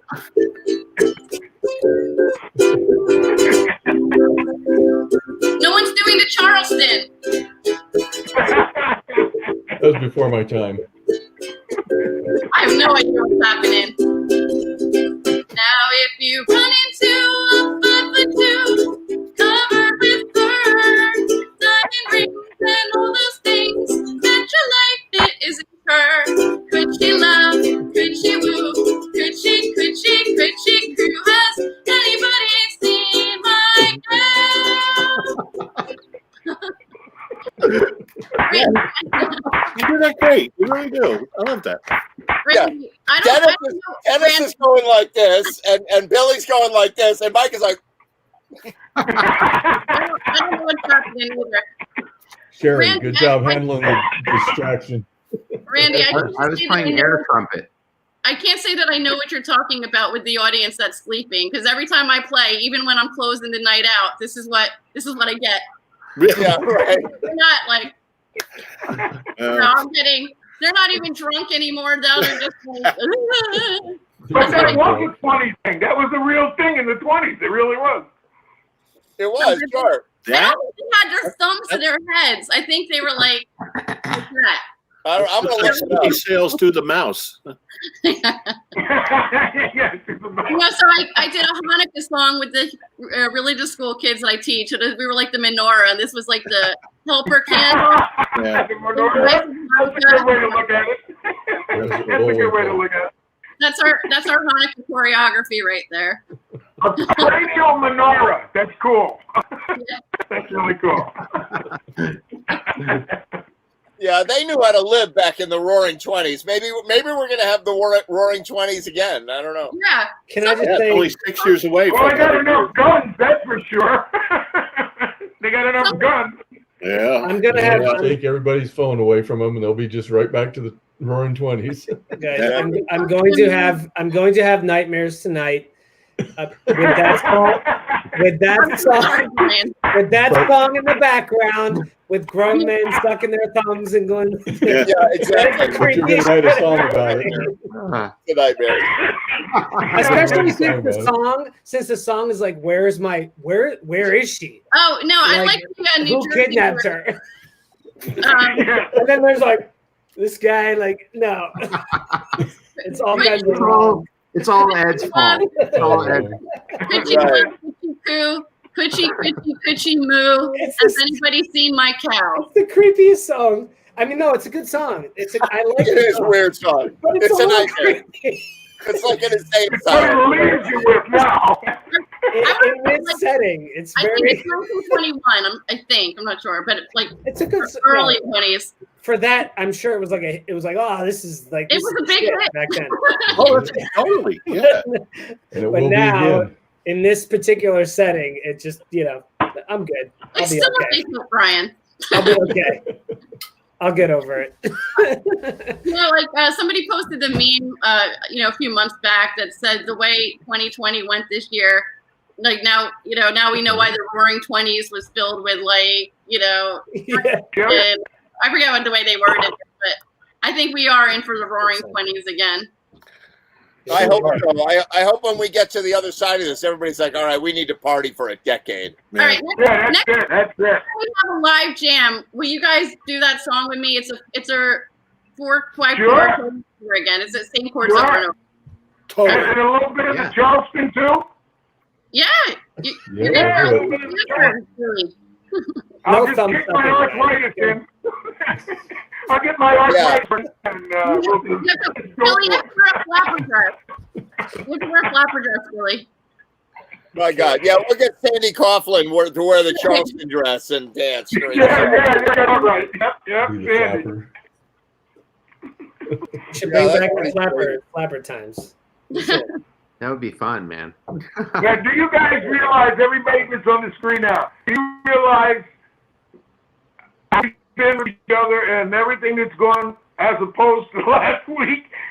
Everybody's laughing, they're into it, there's good music, everybody. Last week was just so different. It was Oh unbelievable. man. Yeah. That's like Oh, I think we're still every drunk. week. It's like it's too much of a roller coaster. I don't know how Like, how are we doing this? Actually, it got really. I remember saying, I can't wait for the election to be over because it'll get really boring after that. And then it really got boring for a couple weeks. You know, like Trump didn't say anything to anybody. It got quiet, you know, a little bit of bickering. And now it's like in full bloom, like we're back to worse than ever. But things will come. I don't know if you guys have noticed, but there's a bunch of people that haven't been able to deal with this. Oh, I know. I don't know if you've noticed everybody. There's a bunch of people that haven't been able to deal with it. They'll stop covering that guy. And tonight I watched Biden's speech. Not noteworthy. It just was full of content, and it was stultifyingly boring, as most political speeches should be. Like, thank God, he's reading off the prompter, and it's boring. He's telling you what he's going to do on COVID and the economy and all this stuff. And it's like I found myself sitting like, oh, God, what's he going to say? Oh, no, this is not the guy that we have to worry about what's he going to say next. That's right. I want to go back to the Say days. the right things.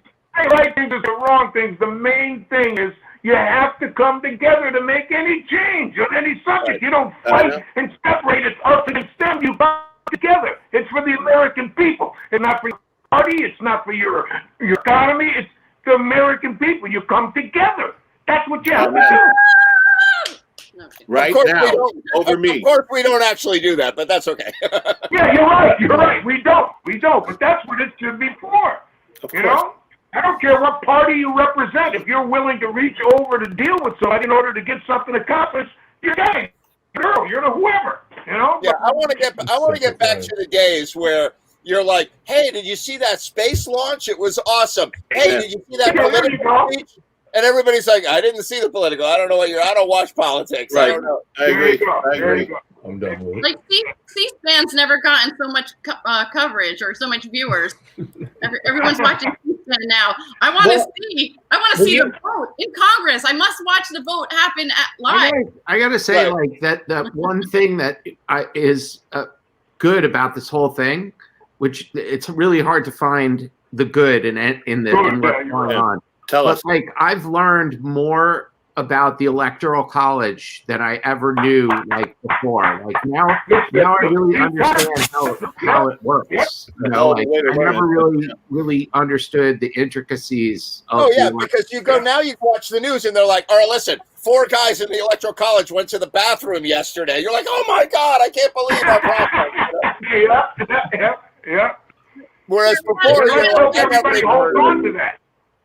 I got an I was in state government for 32 years. An educational song. All right. We going back to that? Let me guess. Schoolhouse Rock. It's 1787. I'm told our founding fathers did agree to write a list of principles for keeping people free. USA was just starting out a whole brand new country. So our people spelled it out, the things that we should be. And they put these ideas down on paper and they called it the Constitution. It's been helping us run our country. The Constitution is called the Preamble, and it tells what our founding fathers set out to do. Is that what you were dancing? In order to form a more perfect union, establish justice, ensure domestic tranquility, provide for the common defense, promote the general welfare, and secure the blessings of our liberty. To ourselves and our prosperity to ordain and establish this Constitution for the United States of America. I'm not going to do the whole song. Nice. I want to be educational. So I was in state government for 32 years at the state of Utah.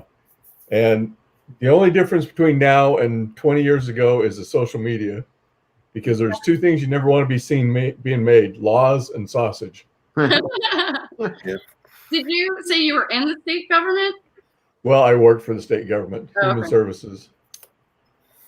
in the state of Utah. Hey, do you know, Sherry? Do you know that song from Schoolhouse Rock? What's it called? Like, I'm just a bill. I'm just a bill. Yeah. Sitting on Capitol Hill. Yeah. That's when the thing was dancing out in front of the steps, right? That little Yeah. bill.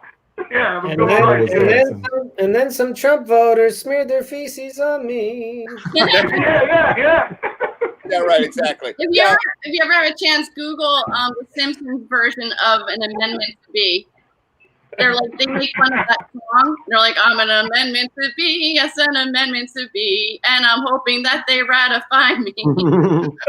I swear to God, as you were about to say The Simpsons, I was going to say that in an episode of The Simpsons, they had a guy with horns storming. It's creepy, man. 5 years Right. ago. Creepy. Your predictions, right? That's Really? There's That something- guy. there's There something was going on with a funny.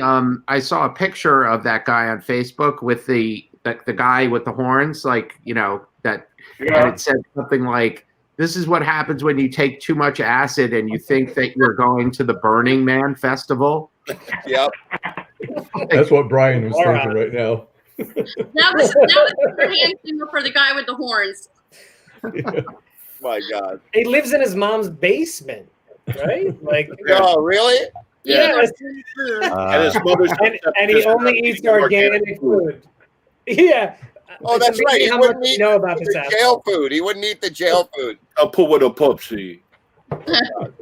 Yeah, right. Well, whatever. Let him. Stop. Yeah, they'll figure out what to do with those horns. Yeah. Yeah. All right, I got an oldie but goodie. It includes a bass player. I apologize in advance.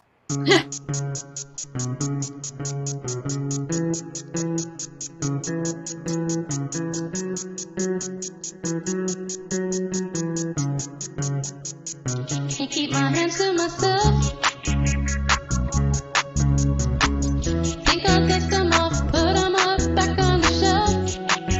Case my little baby girl is in need. Am I coming out of left field? Ooh, I'm a rebel just for kicks now. I've been feeling it since 1966 now. Might be over now, but I feel it still. Ooh, I'm a rebel just for kicks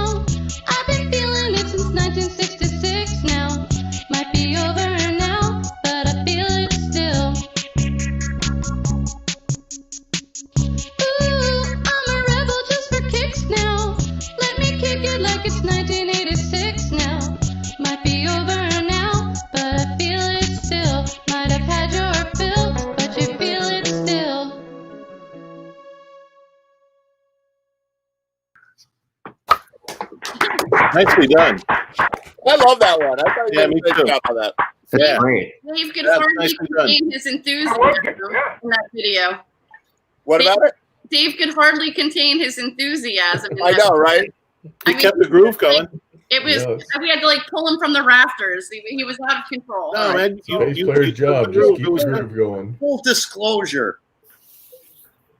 I did all the audio long before I shot those videos, and I really just I don't know. Vanilla it. It was good. It was really good. So I put no effort into the video part of it. I was going to ask whether any guitar players here chime right in. Does Dave play the guitar like a bass player plays it? Because I noticed your fingers, guitar players are all like this, you know, they're all like, "Nyeh," and you're like, your fingers are like, you know, like kind of like bass-like, you know? Yep. Yeah. Is that a thing? Yeah, Dave's a bass player. When I first met Dave, when I watched him play, I'm like, your hands doesn't move. Like you're just kind of like. The funniest story was, so Ed, you got some camera that you brought in, like you had a new DSLR that you brought to the jam one night, right? And you said it would do like, I don't know, a zillion frames a second, right? Yeah. And you said you took like 4 shots of me, right? And it took like so many shots. Basically, you had like 27 frames and I didn't move. Right. Single one. But you're saying you have a lead guitar player. Like, this morning, That's right. I got like I shoot anybody. Steve Wexler playing the drums. I would like shoot him at like 10 frames a second, and every shot is completely different. Dave Platt, it sounds like a Gatling gun, like, brrr, and Dave Platt's like. Yep. That's how you can tell he's a good bass player. Yeah, in that video, I know it was hard to tell. Dave was playing both the guitar and the bass, and he had glasses in one. So I know it was hard to tell the difference. So that we couldn't tell. That was why you did that. Yeah. I thought it was funny how you put like the machine in one corner. Like it was like, here it's me and you and the machine right over here. Like, Yeah, I got lazy. I didn't feel like recording myself playing the synthesizer parts. I just was like, all right, I got to fill 4 frames. I'm just going to throw the actual recording into one of them. That was cool. That was Just fun. reached over and turned one of the knobs. It worked. Oh my God. All right. So here's another one of my favorites. This is, I'm pretty sure that Dennis plays bass on this, and I think it's Tommy. And I don't know. I'm looking at the cart machine over here, and I'm like, I see the tapestries hanging in the background. Everybody's got these tapestries that I used to have in high school. So, look who's joining us. Speaking of prime rib. It's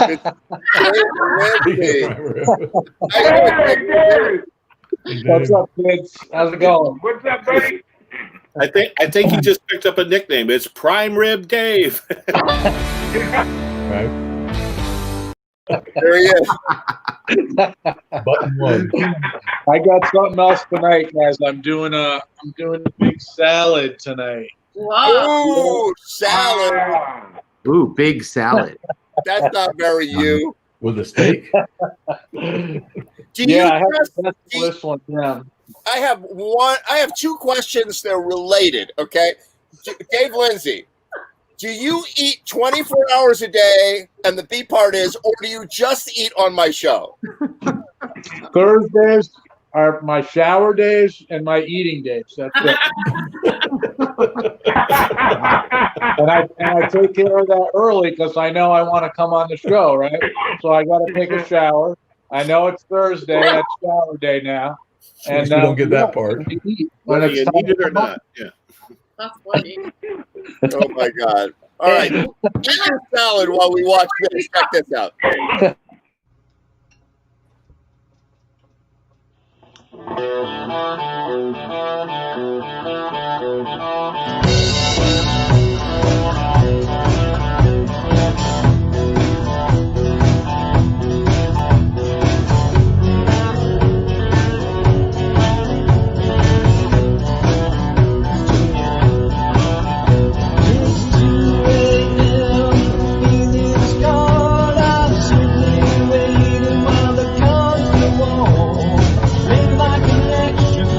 Tired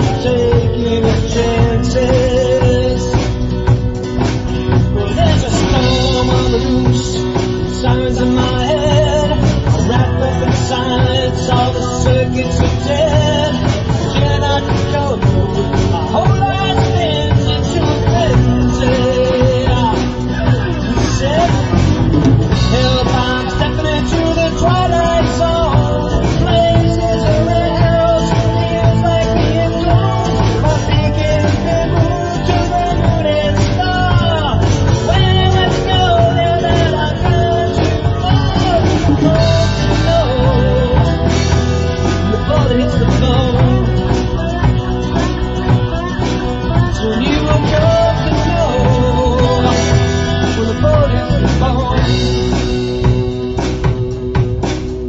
I'm falling down a spiral, destination unknown. Double cross messenger, all alone. Can't get no connection, can't get through. Where are you? Well, the night weighs heavy on his guilty mind. It's far from the borderline. When the hitman comes, he knows damn well he ain't been cheated. Then I'm stepping into the twilight zone. Places around house, feels like being close. My thinking's been moved to the moon and star. Where much go now that I've gone too low? When the bullet hits the bone, soon you will come to know. When the bullet hits the bone, when the bullet hits the bone.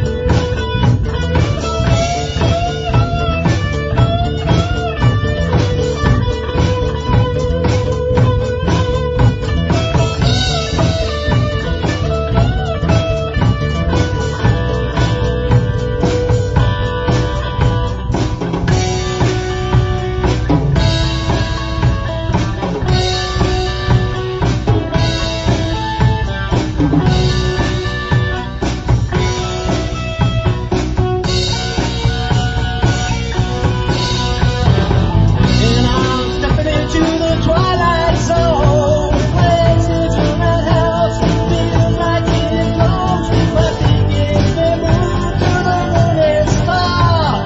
Where much go now that I've gone too well?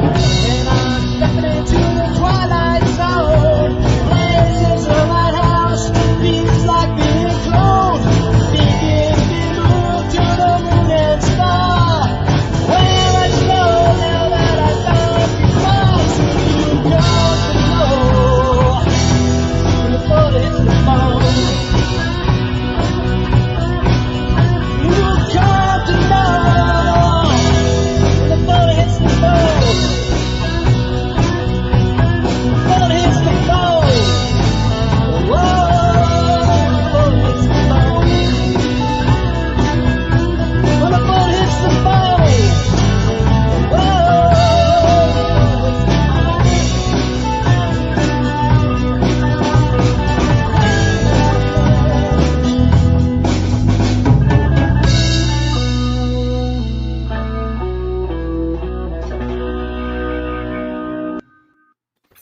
Hey, you dig that? Yeah, I'm digging deep Can I just now. say this to everybody? Can I just say this to everybody? I gotta go. My dog's 105 and it's screaming, so I gotta go find out what's wrong with her. Music is the universal language, and you guys play a better. Love is the key. And I hope we take what we know and what we do and put it toward what just took place, so that we can have these songs of unity, everything put back together, so that we're all hooked up.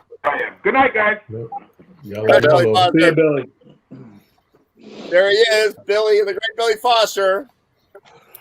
Oh my I'm, God. gonna, I'm actually going to head out too. I've got an early morning tomorrow. So, All right, Mike. It's good to see you, man. it was really good to see everybody. Thanks, Ed. All right, I'll see you guys. See you, Mike. Good stuff. So, Dave Lindsay, Well, how's your salad? My salad's great. You know, I felt so bad last weekend because I was watching the show for a while. I think I told you, and I was like, when Ray was doing a couple tunes and he was doing "Love the One You're With," and I was in my kitchen listening along, and I was like screaming along with the song, doing harmonies, and then I'm like, all right, well, should I get on now, or should I go in the green room, or what? And I didn't end up doing it, and I was kind of waiting. They played one last song, I forget what it was, and I'm like, all right, after this song, you know, if there's nobody on there, then I'll go on and keep Ed company.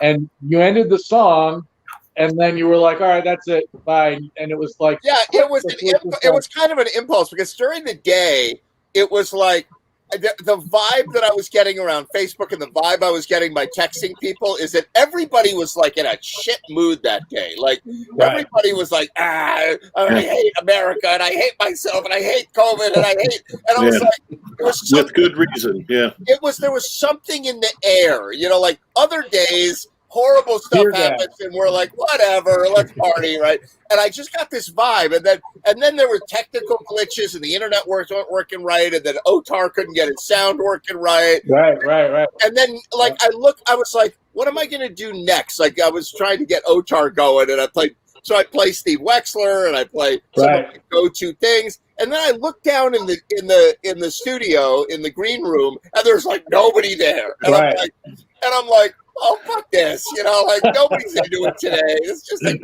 this day is a write-off. And like something said to me, because normally I'd be like, I don't care, I'll play our videos, whatever. Yeah. But something said to me, screw it, that's it. Nobody cares. Nobody's watching. Listen to the universe. Yes. Right. And so it's like next week will be show 44. You know, we'll do it again. You know? It's a fun show. Yeah. It ended up being a fun show, you know. So it's all good. So speaking of Love the One You're With, it's really funny you should say that. I'm gonna play a version of that. This is a last minute production version that was like it's like epic because we didn't use the traditional backing track, the traditional people who did this song. Yeah, I remember this. We used the Supremes got together with the Four Tops. So there's like 900 singers and horns and an orchestra. And we sort of went in that direction. So I'm going to play. I never played this, so I'm going to play this one. Yeah.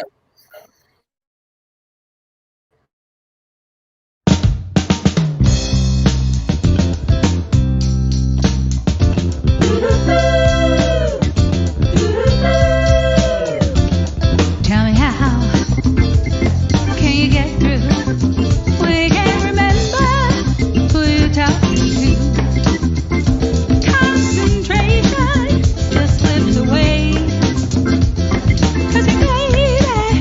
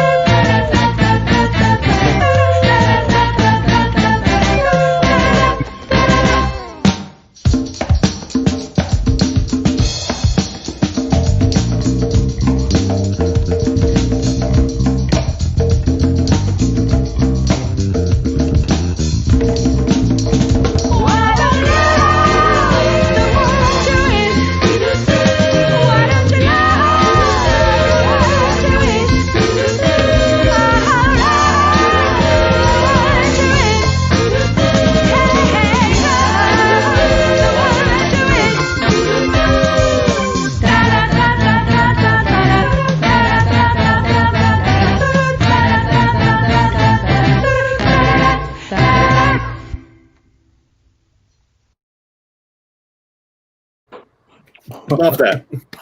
Yeah, she killed that. She did like 12. Oh, right. Nice. I love her voice on that. I know Heidi's watching. Nice job, girl. Yeah, Yeah. really. Yeah.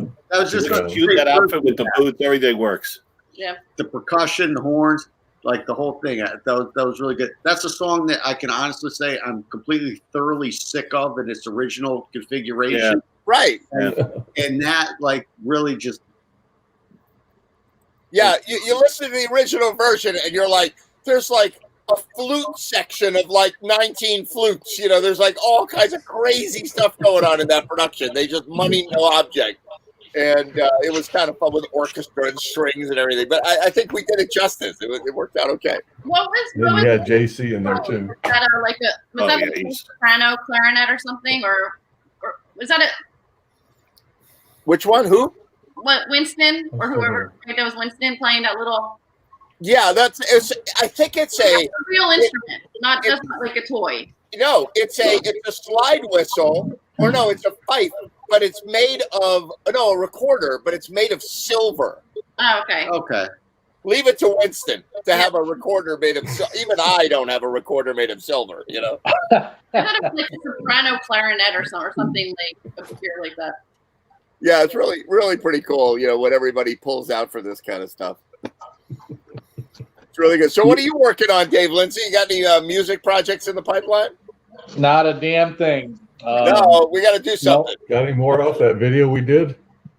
Yeah, I do. There's probably another song or two in there, Dennis, that pull that could off. be released. Yep. Yeah, maybe we'll get some I don't know. I've been, obviously the last week I've been kind of just glued to the TV. That's all I've been doing. Yeah, you got to shut it off and move on. That's a mistake, probably. Well, I like to know what's going on. You know, Me too. I think it's important. But yeah, I don't know. I don't know if you remember, Ed, but and it might not have been the nights that you were doing the jam at the Georgetown Saloon. Yeah. You know Jimmy Johnston, right? Yeah, sure. Okay, so he used to do a version of "Love the One You're With." It was like a super slow, laid back version. Was one of my favorite versions. Right. I don't know if he came up with it or what, but that was a really great version of that tune. Just laid back, really mellow. Yeah. True. I miss Jimmy Johnson. Yeah. Yep.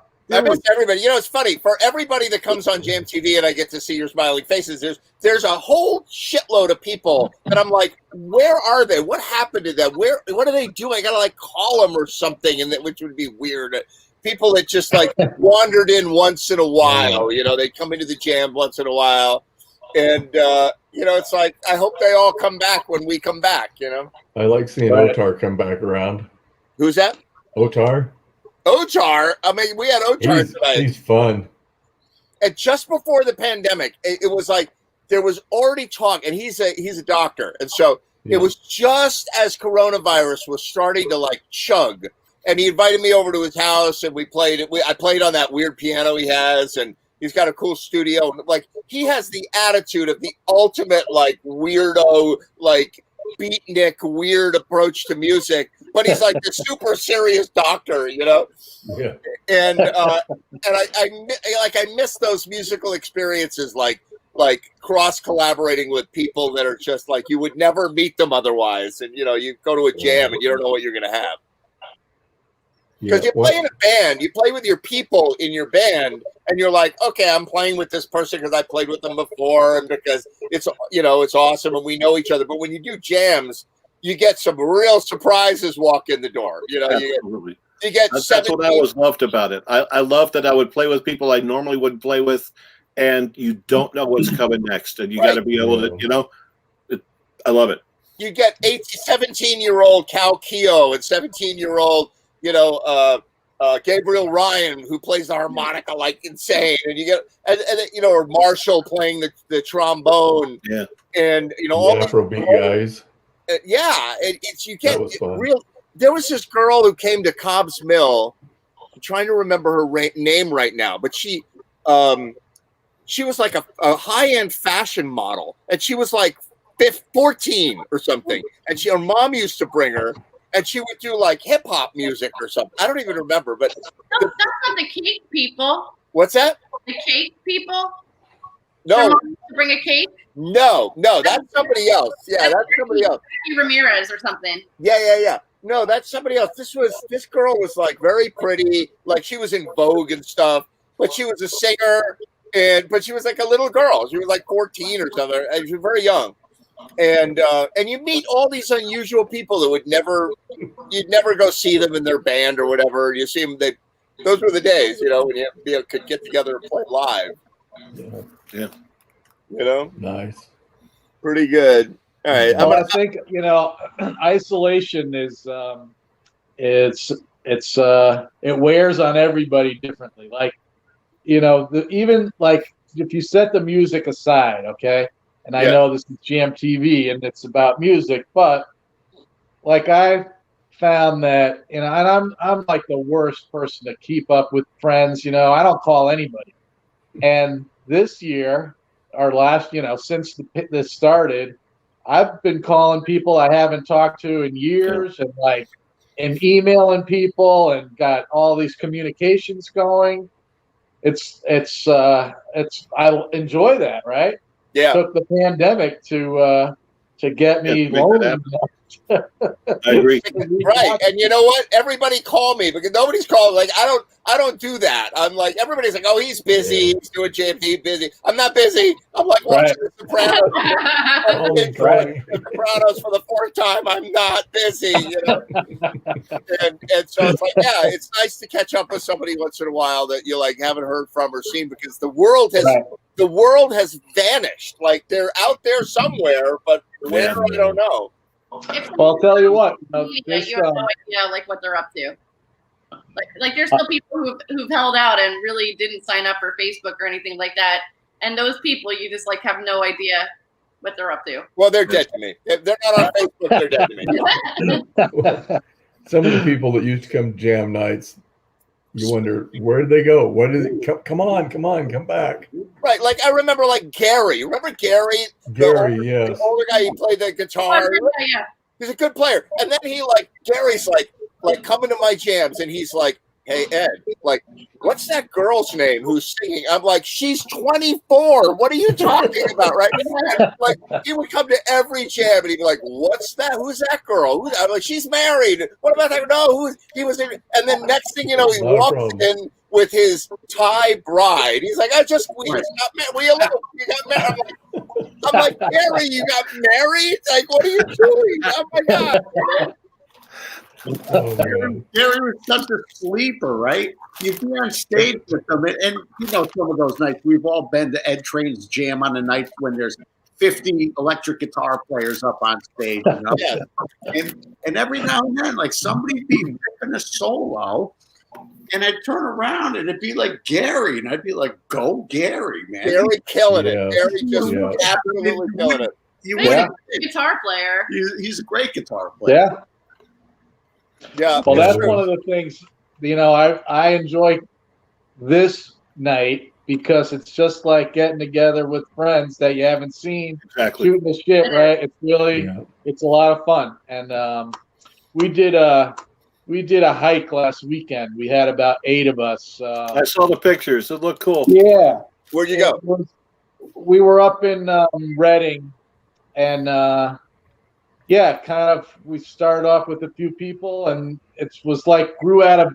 We've been doing our biking stuff, but it's a little too cold for biking right now. Right. So we tried to hike, and it was great. Had a lot of fun. Got to talk to different people and different points. It's good to stay connected. That's my point. Yeah, it's funny. That story did not develop the way I thought it was going to, because you said we started with a few people, and then then Bob fell off a cliff, and then like we have to leave Betsy behind, you know, like to fight the wolves herself overnight. We made You a know? stretcher out of 2 branches and dragged everybody out. Right, exactly. Well, that's what I wonder about the people that used to come to jam night. Right. They fall off a cliff. Where are they?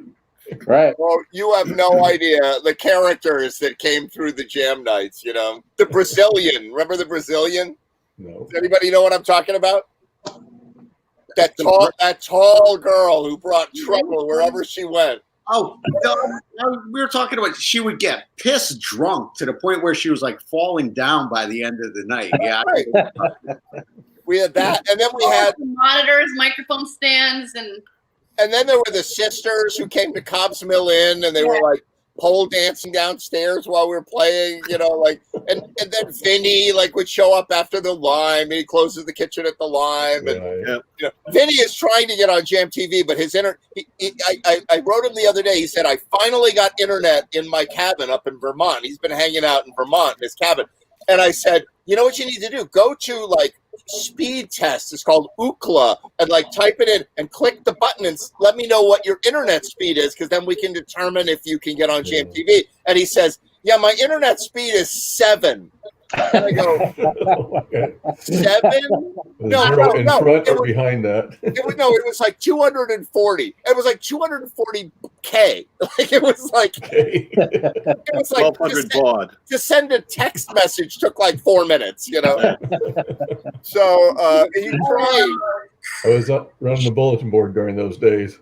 Yeah, it's like 300 baud on CompuServe trying to join. Yeah, I could tell by the modem sounds who was logging in at what speed.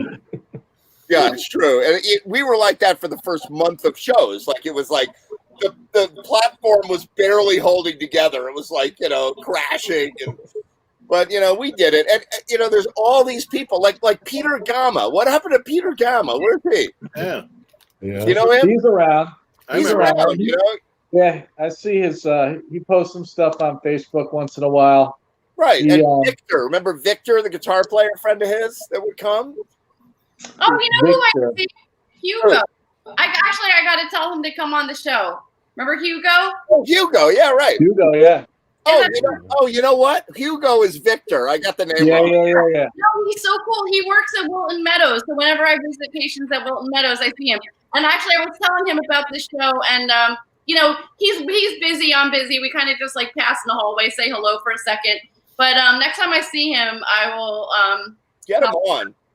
Yeah, because he's a great guitar player and nice person. There were whole contingents of people that would they'd show up at Rascal Flatts and take over the night, and they're like, where are they? Like, where are all these people doing music now? I don't know. Maybe. Rascal Flatts was so funny. I remember going in one night, and like even if you had a lot of people at Rascal Flatts, it was so big, it always looked empty. But like I walked in one night, and like Ray Simonelli was sitting by himself at one table, and I think like Billy Foster was sitting by himself at another table, and like some other guy was sitting. And I walked in, I'm like, what is this, like speed dating? Like, do I have to spend like 7 minutes at each table talking to each person? It's true. It's They true. were prepping for 6 feet apart, right? Right. They didn't know it yet. And you couldn't get a drink there. If you wanted to practice social distance, The staff was the sales prevention department. So you're talking about Rascal Flatts? Yeah. Do you all know the story of Rascal Flatts? I know a version, but I probably don't know it as well as you. It's not pretty. Holy God. Okay, so if you don't know this story, this is crazy, right? So there was this guy. I swear to God, this is all true, right?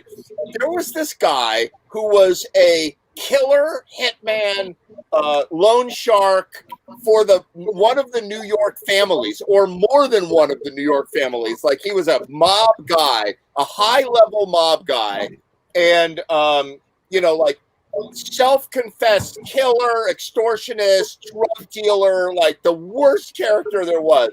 And he turned state's evidence on the 5 families, and he got like 80 people convicted. And Rudolph Giuliani built his career on convicting people based on this guy's testimony, right? So they put him in the witness protection program, and they send him out to Arizona, right? It's like a Sopranos episode, right? They send him out to Arizona and they give him a new identity. And of course, as part of your new identity, they give you a new credit score and a new everything, right? So he says, I want to become a restaurant developer. And he goes to the bank and he says, I have this idea. I want to open up chains of restaurants all around the country. And they're like, wow, this guy hasn't even ever had a parking ticket. He's awesome. So they lend him like $60 million. He puts this amazing deal together. He starts Toby Keith's restaurant chain. He starts Rascal Flatts. He licenses the name. The whole thing was a scam. So what he would do is he would raise like $3 million for a local restaurant. He'd get the local mall to contribute. He'd get the employees, whatever. He would spend no money at all. Like he would like chip everybody and then close the restaurant within a year and then pocket like $1 million a deal. So he like the producers. Like the producers. And that was what Rascal Flatts was. It was a total scam by a guy who was in the, and then somebody picked this up and they blew the story wide open in the the paper. I saw the story, and yeah, you know, right? They didn't really do much, or even like service at that place. You know, they had a decent sound system. Yeah. They had Dave working for them. The most exciting thing they had going on there was you. Oh my God! Yes, correct. Yeah. No, they and like you would order the food and it was so bad, like it was horrible. It was horrible. And the service, like you'd wait for 2 hours. Yeah, it may have taken 50 minutes to get it, but at least it tasted like shit. Right, exactly. And they didn't care because they wanted it to go out of business. They wanted it to fail. And then their MO at every restaurant, like 80 restaurants across the country, their MO was they would accuse the manager of the GM, who they hired some schmuck to be the GM. They would accuse that person of, oh my God, he stole the money, right? And then by the time the investors figured out that he didn't actually steal the money, they stole the money. Jesus. Yeah, and that guy was a nice guy over at Rascal Flatts. Yeah, Tim was his name. Tim. Yeah, Tim. So here's an interesting tidbit. When my wife came out here to interview for her job, we came out to Connecticut. She interviewed, and we went looking around the mall area where Rascal Flatts was. We opened the door and went in there, and there was nobody really there, but they had a sign up saying there was a jam night going on. Right. So I thought, well, that'll be fun, but we were gone by the time the jam night was. Right. So we'd flown home. When we came back the next time, it was locked up. Yeah. I got a call. The only history. I walked in there. I don't think they ever put anything else in that spot. I think it's still locked up. There. It still says Rascal Flatts. It does. I want that sign. I want to go. Let's go get the sign. Let's do it. Midnight Auto Parts. Oh my God! All right, you guys. I don't know what this means, but we have now gone over the 4 hours, and they said we're not allowed to do that. I don't even know if we're on the air anymore. But great to see you guys. I'm going to end it with Steve Wexler. Great to see you. Let's do this again sometime. It was fun. Yolo, yolo. All right, have a good one, everybody. See you